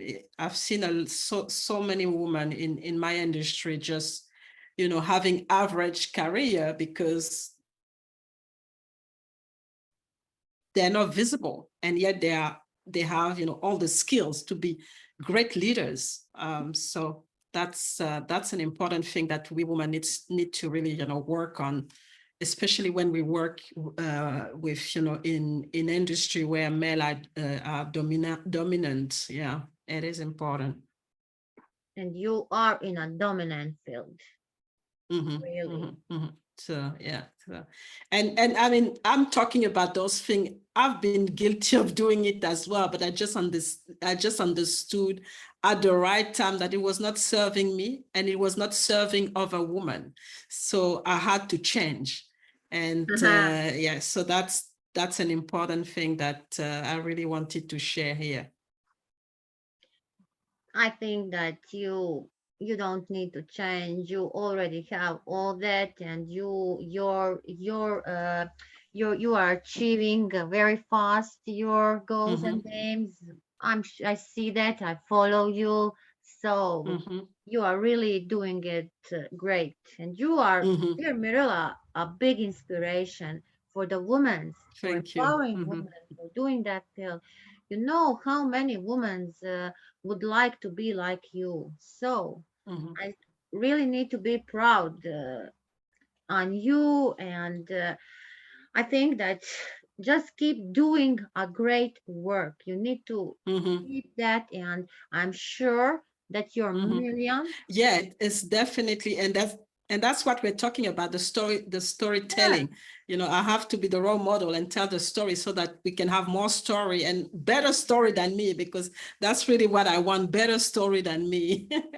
Yes, but so that I realize that, okay, I've created, something bigger than me. So listen, Nada will not ask this question. Did you sometimes try to do things and the things go on the opposite direction? So you, oh yeah, so yeah. how you struggle with that situation?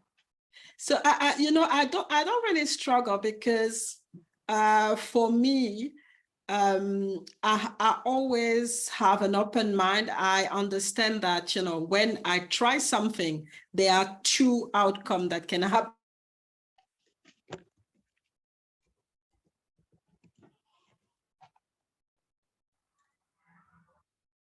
Uh-oh, my Mirella, where are you?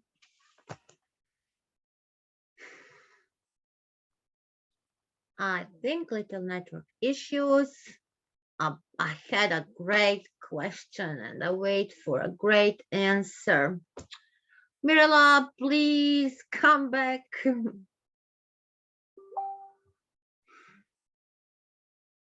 Yes, this is very important. Our Mirella tell us more stories, more stories, more stories. Oh, sorry. Oh yeah, listen what I say. I say I ask a very important question, and Mirella didn't know. Welcome. Yeah. And you see something went wrong when you ask me,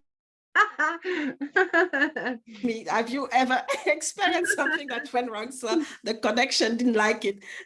So I've experienced so many bad things. I mean, it's been up and down and sometimes very dramatic thing, but I always, try to stay positive and look at the opportunity in the chaos, in the challenge. And that's something that I've developed. I'm like, okay, yeah, everything is not going well, but there must be an opportunity, something that I can learn from and get myself out of this thing. And that has been really the process that I go through when things are not going well. And when you shift, when your mind is focused on looking at something positive without knowing, things start to shift to Great. Finding something and then having a solution for that. So I mean, obviously when I was young, it was a different way of reacting, but now, anything, I'm like, okay, calm down. What is the opportunity that, this challenge is giving you? And then I just focus on that. Dear Mirella, when someone is looking you and now when you are talking, answer, we see that you are a very passionate person because you don't have tension, like you don't look nervous, very Mhm, relaxing. So I like that. I really like mhm, that because you are sharing a positive energy. And that is very important, very mhm, mhm, important, a positive energy mhm, when you have a person with who you have a conversation or something, negative energy, you mhm, for one world there is a fight. So I like this is really great. mhm, Today our first great Dr. Myla, she was amazing. Dear mhm. Mirella, you with your story, what to say. And now we have still one woman which need to open her camera, please. Woman with Yeah, a not open camera. There, Professor Dr. Gina, please yeah. open your camera. Let's So see you. it's woman power today. So good. Yes, woman in power. Dr. Gina, please open your. Oh, so I'm just saying, Ah, we finished our a great Mirella was encouraging women. We were encouraging women. Four women today, great four women on the IIU stage. Each one different, but each mhm. one powerful. So, dear Mirella, thank you. We are going to our third amazing lady, and our third amazing lady is Dr. Gina B. Alcoriza. She's coming from the Philippines, and she is working on the she's an international affairs coordinator at the Partido State University, San Jose Campus, Camarines. If I spell it wrong, Dr. Gina, correct me. Welcome, and please introduce yourself, present yourself. Yes, good evening, everyone. So I think, yeah, on my side, it's evening already. Yeah, So evening as well here. yeah, And thank you so here, much.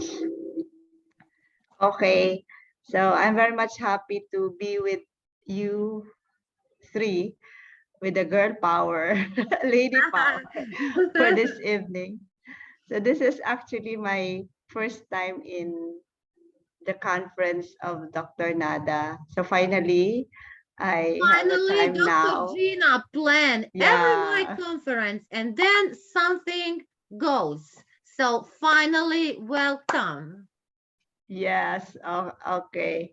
So I am actually handling tourism management classes in my university, and I am just um, 1 year in the state university, but I served 22 years in a private university here in Bicol region, University of Santo Tomas Legazpi. So the role of being a professor is not actually new to me because I handled a lot of classes in the past. But of course, a lot of changes because uh, this time I'm with the government university. But of course, with regards to my what I'm doing um, in in the profession as an academic in academia, I am actually connecting my university to the international network, like this research center of Dr. Nada, IIU. and we have also other partners in other universities in other countries. So I am tasked to connect my university in terms of the tourism management and hospitality management programs. Aside from that, of course, as State University faculty member, we are expected to do more researches. I have I have actually two research researches this year to finish in June. We are expected to finish it in June. and of course, handling a lot of courses for our students in my university. That's my short introduction. But I I met Dr. Nada, I think it with the gossip, ma'am. Yes, Nada. yes, yes, yes. Yeah, It was a with pretty gossip. Yes. with Dr. uh what's the name of Dr. Patak? Yes, That's the yes, Doctor. beauty of Gossip, having, gossip. yeah, Yeah, Patak. Our. yes. Mhm. That's the beauty of having having online platform for us to connect with each other. So I have a chance to be here with you tonight because of Dr. Nada, and it's because of Dr. Patak. So we met, And also, think we have Dr. Gina, so many connections. We have Enkeleda, we have yeah, good. in So, Caleda. I always say this world is a global village. Uh, Yeah. it seems like there are 200 peoples only living here, and we know 200 peoples and then connecting everywhere. So we are We really, have a lot of common friends. yes, a big Yeah, network. yeah. Yes, yes, we That's have. yes. That's why I'm very much happy. And of course, I met another two tonight Met to be two part of beautiful, my, beautiful, strong yeah, women from your country. Dr. Myla is from your my, country, yes. and I think amazing mom is researcher, from De La science Salle academician, University. and our great Mireille from Australia, a woman. Yes, ma'am. Yes, Uh, so so we hey, are a great, empowered women. great Yes, evening. ma'am. Yes, empowering women. We are empowering women, and we are all women in science, all women researching. So we have all our story. We have all our stories. So, Dr. Gina, we want your Yes. story. We want you to share us.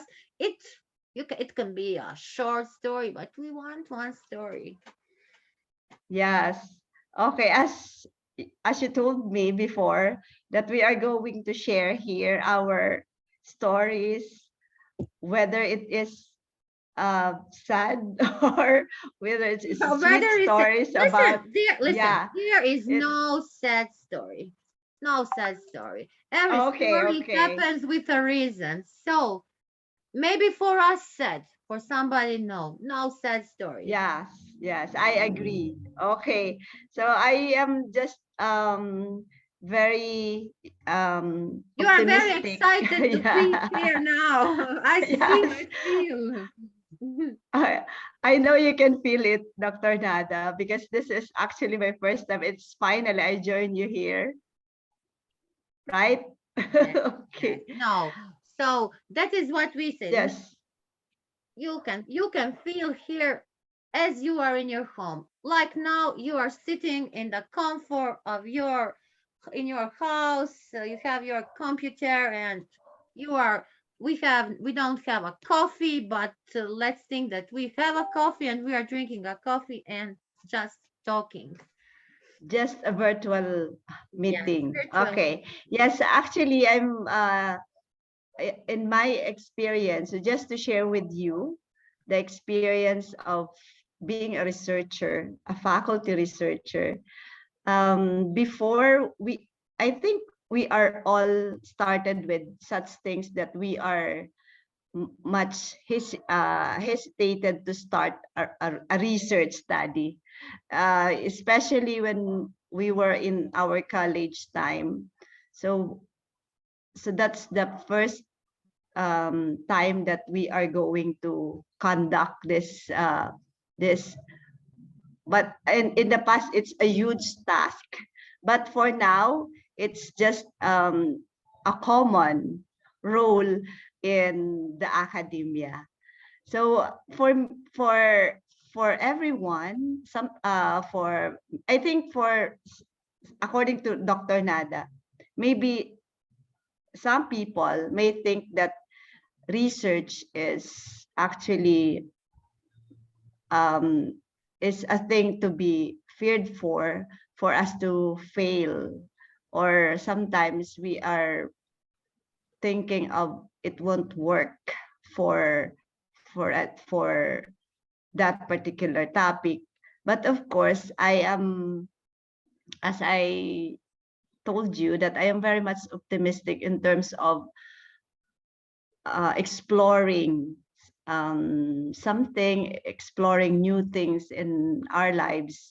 So I believe that everything in this world comes for a reason. So that's why Yes, yes, absolutely. Yes, yes, it yeah. is.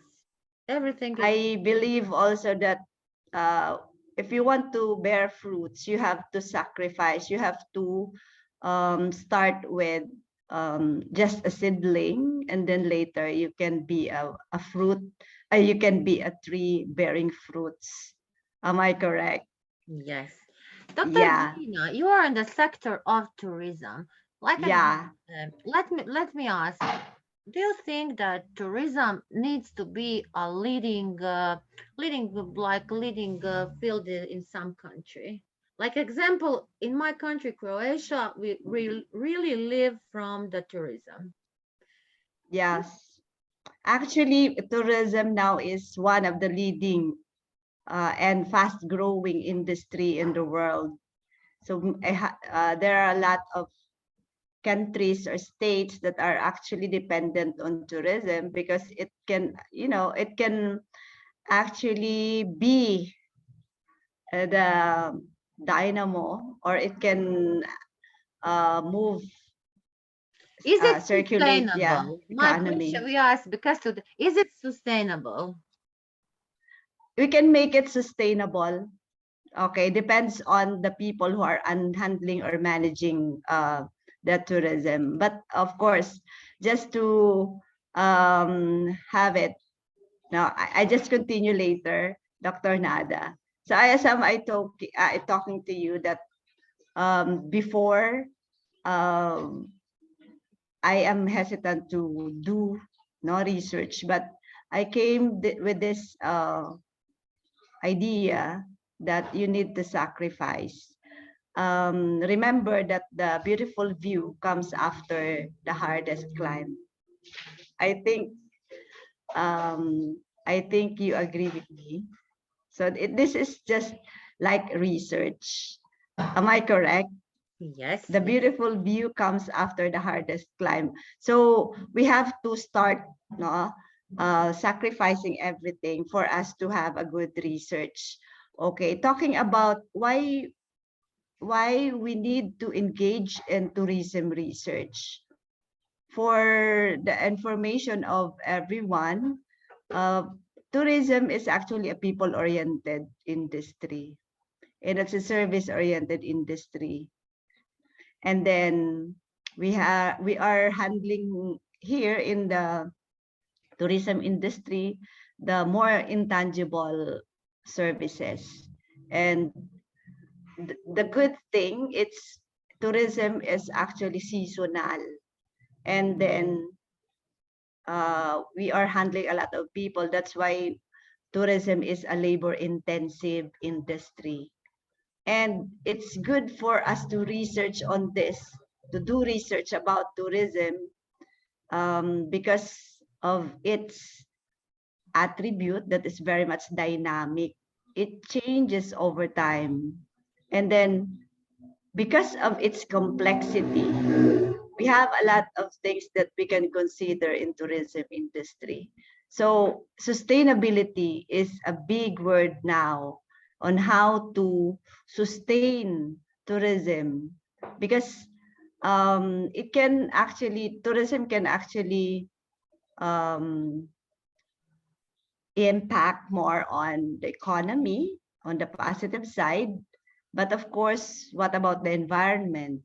So since we are talking about sustainability, we have the three pillars of sustainability that we can actually consider. Okay, the planet, the people, and of course the progress. So we are thinking of more on development, economic development, economic stability, economic income to all the sectors of our country. So that's why we are doing more on tourism.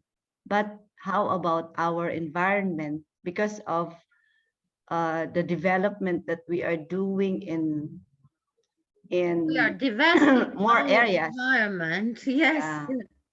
Yeah. And then, of course, what about the culture of people in some areas that we are developing for tourism? So that's actually a very exciting part of this, is for us to do research. So of course, the multidimensional phenomenon of tourism. So we have a lot of things that we can consider for us to have this topic. So that's why, in my experience, we are our first problem in in engaging to tourism research is what topic that can be engaged in.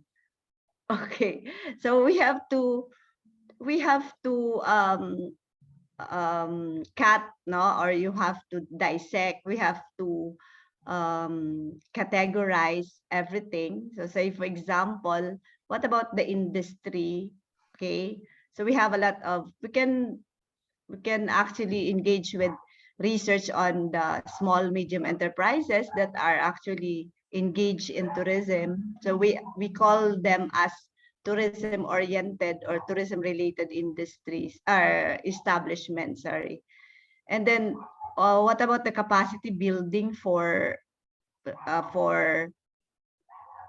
people, or since tourism is a labor intensive industry, it tourism is a job generating industry. So we can actually do this research on capacity building, because based on some articles that or researches done by our friends in the academia, there are a lot of aspects that we can actually engage for the development of the workers in the tourism industry. And considering that we have a lot of sectors within the tourism industry, like uh, transportation, the accommodation or hotel industry. So we have the entertainment, transportation alone. We have three sectors also, for the air, sea, and land. Okay, and so we have also food and beverage service. We have gaming, a lot of things, travel trade for the tour operators. So we have a lot of sectors that we can actually be considered. And then we can engage also, or we can actually work with the research on the impacts or the effects on the environment, the economy, the society, and the culture. Okay, and then what about talking about or researching on market size, about the marketing, destination marketing, promotion. What about the preferences of customers in choosing hotel accommodation, choosing um, other services? What about their preference in destinations? And then learning about the competition. Okay, so we have to it's a good idea also to engage in the study of learning on how to analyze the products and services that are offering by the different sectors of the tourism industry. What about product development, innovations, the marketing strategies of the different aspects or sectors, marketing strategies of airlines, especially during this pandemic. Uh, and we are now recovering, and we are now reopening what may be their strategies in order for them to recover or to regain their economic stability. Same with what they experienced in the past. And then their innovations. Okay, and then what about the other sectors also, aside from airlines? We have hotels, we have restaurants, everything. Okay, and then what about the development as a whole by we have that public-private So, partnership, Dr. and Gina, we you have to talk say about so sustainability. many, everything from the field of tourism. Which Yeah. part do you like? What do you do? So what are you doing on this faculty now? So let's and do you like your work, and do you think that do you need to be maybe somewhere other, not on that university and not doing that? Is that your life goal? Do you achieve that? So give us something from your. We are really curious to know that. Yes, of course, Dr. Nada. So I'm very much happy to engage with research actually, but I am doing now coastal development tourism. So that is Um, great. So that is yeah, really great. A because it's great project. That actually, is a mega project. yeah, yeah. Actually, after the introduction about tourism, I just want to share with you the published research that I have. That's all about community-based tourism. So I really love doing research now with the partnership with our communities. So now I am doing uh, coastal tourism development in one area within the district of my university. And I am also doing simultaneously a topic about the recovery plans for the small medium enterprises, or we as we call them as tourism establishments. So I am doing such things. So this actually my passion also to connect with people, to learn about culture, to learn about their well-being, to learn about how they are going through day by day. And then I am thinking, and because of the readings I done, because of course the principles that we learned from the school, and of course through our readings to our researches, it's good for me.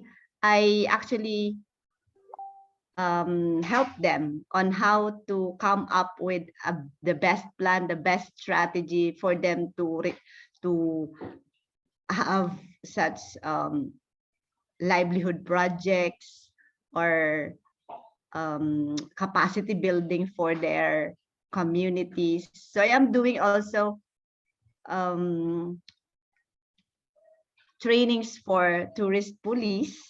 Okay, so I am assisting the local government unit in developing their local tourism development. So it is a comprehensive development with regards to the the uh, the assets, the tourism assets or resources based on the resources of the community.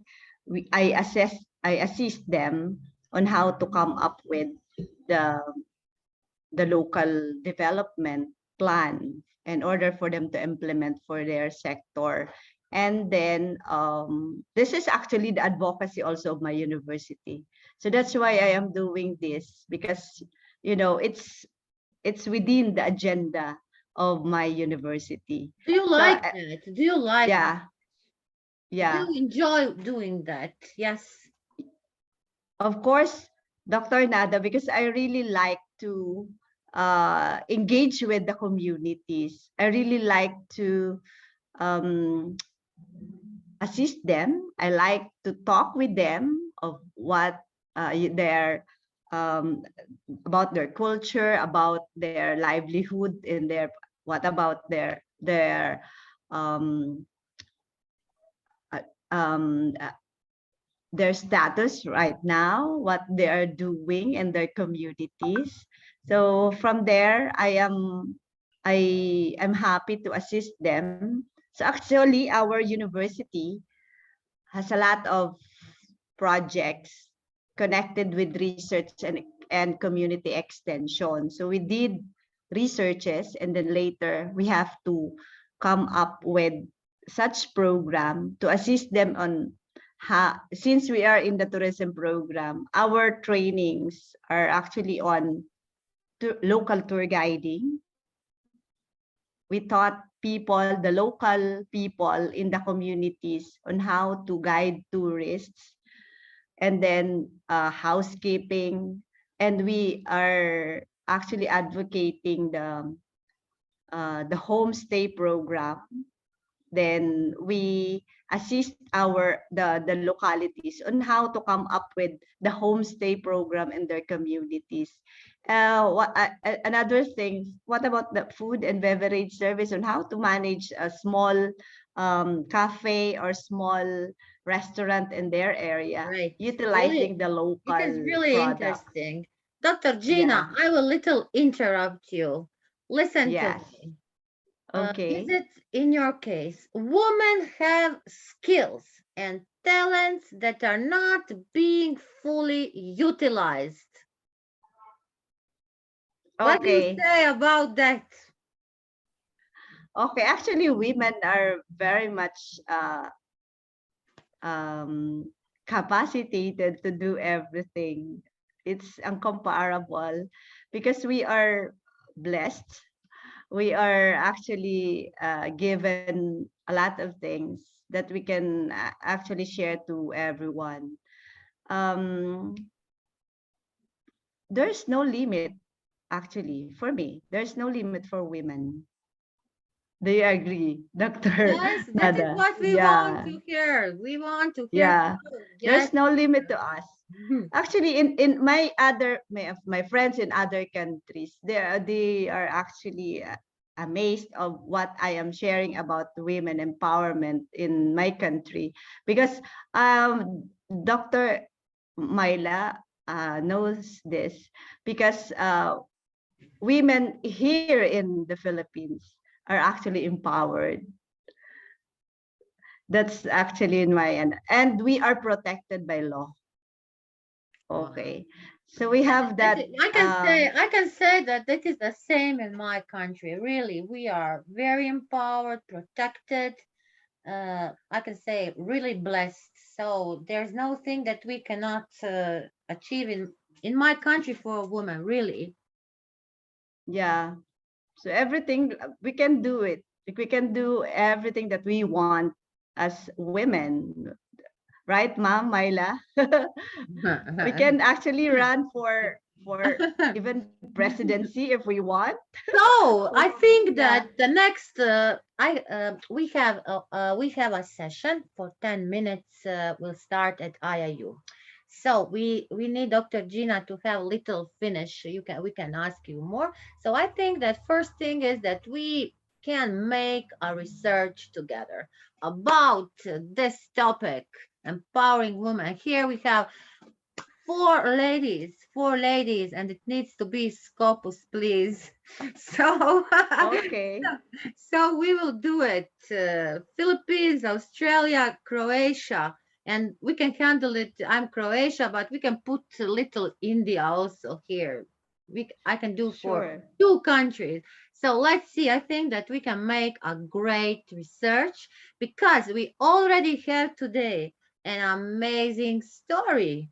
We have an amazing story. We start from our great Dr. Myla. Dr. Myla show us, we see in each one detail what she was working, how she is working, how we need to work. So many solutions, so many advices.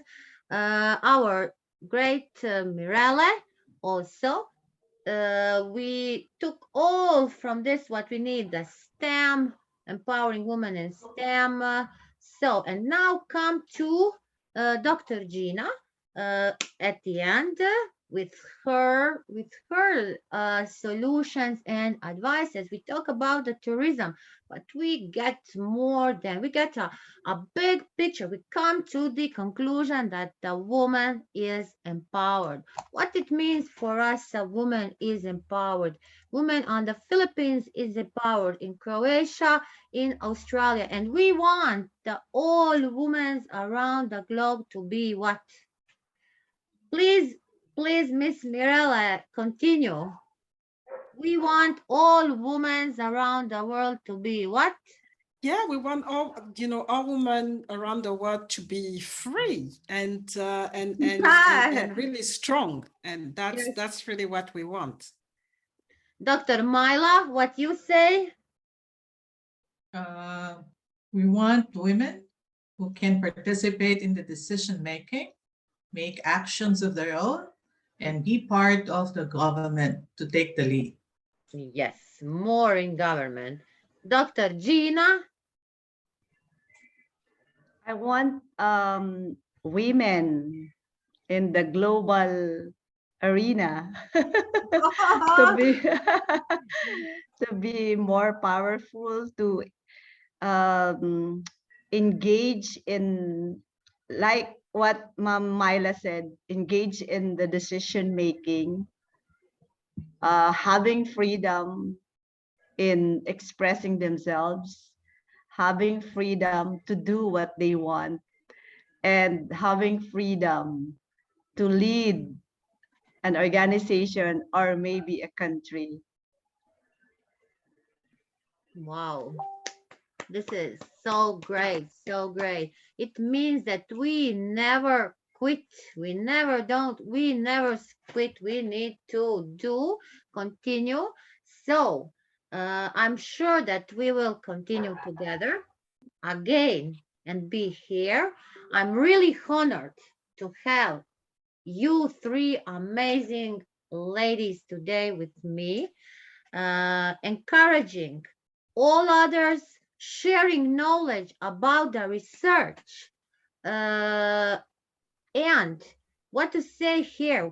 I want to say that we need to thanks to our Sir Piyush Pandit, our founder, for giving this opportunity to be on this IIU stage. And I'm sure that we will continue. We have already an idea. I hope that we will give us our idea will be we will make it in realization. So great, beautiful ladies, we need to continue with our work and start doing that. So I'm really, really, really, really happy. No words, no words to express my gratitude. I know that we all have a lot of works, and we are arranged. I know Mireille is very busy, Dr. Gina, Dr. Myla, me, but we are here today. We share that, and I think for me, a really great storytelling.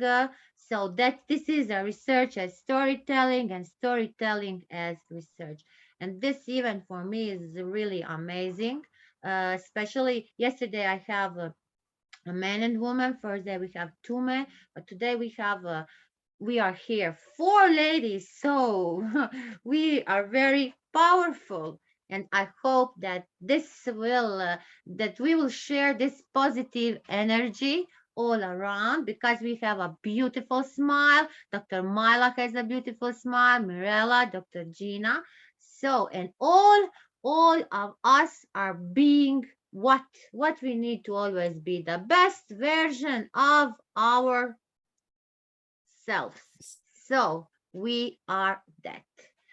So thank you very much. Till Thank you. thank you. Thank you for having us. Thank you for having me. Thank you very much. Thank you. Good to be with you guys. Yes, Thank you I so really much, enjoy. I Dr. hope that Nada. we eat, yes, and we will be again together. Yes, we have at Monday. We have at Monday World's Mental Health Day. I call Miss Mirella. Mirella is busy. Miss Myla will be. Dr. Gina, will you be with us at Monday, or you are busy? So think about that, please. Think, and we will continue. Thank you very much. Till our next event, and yes, we will be in collaboration, communication, but till our next event on this stage, stay safe, stay healthy, and let's continue learning and growing together. Bye. Bye-bye. Bye. Bye-bye. Bye. Bye, everyone. Thank Take care. you. Bye, everyone. Mabuhay. Bye.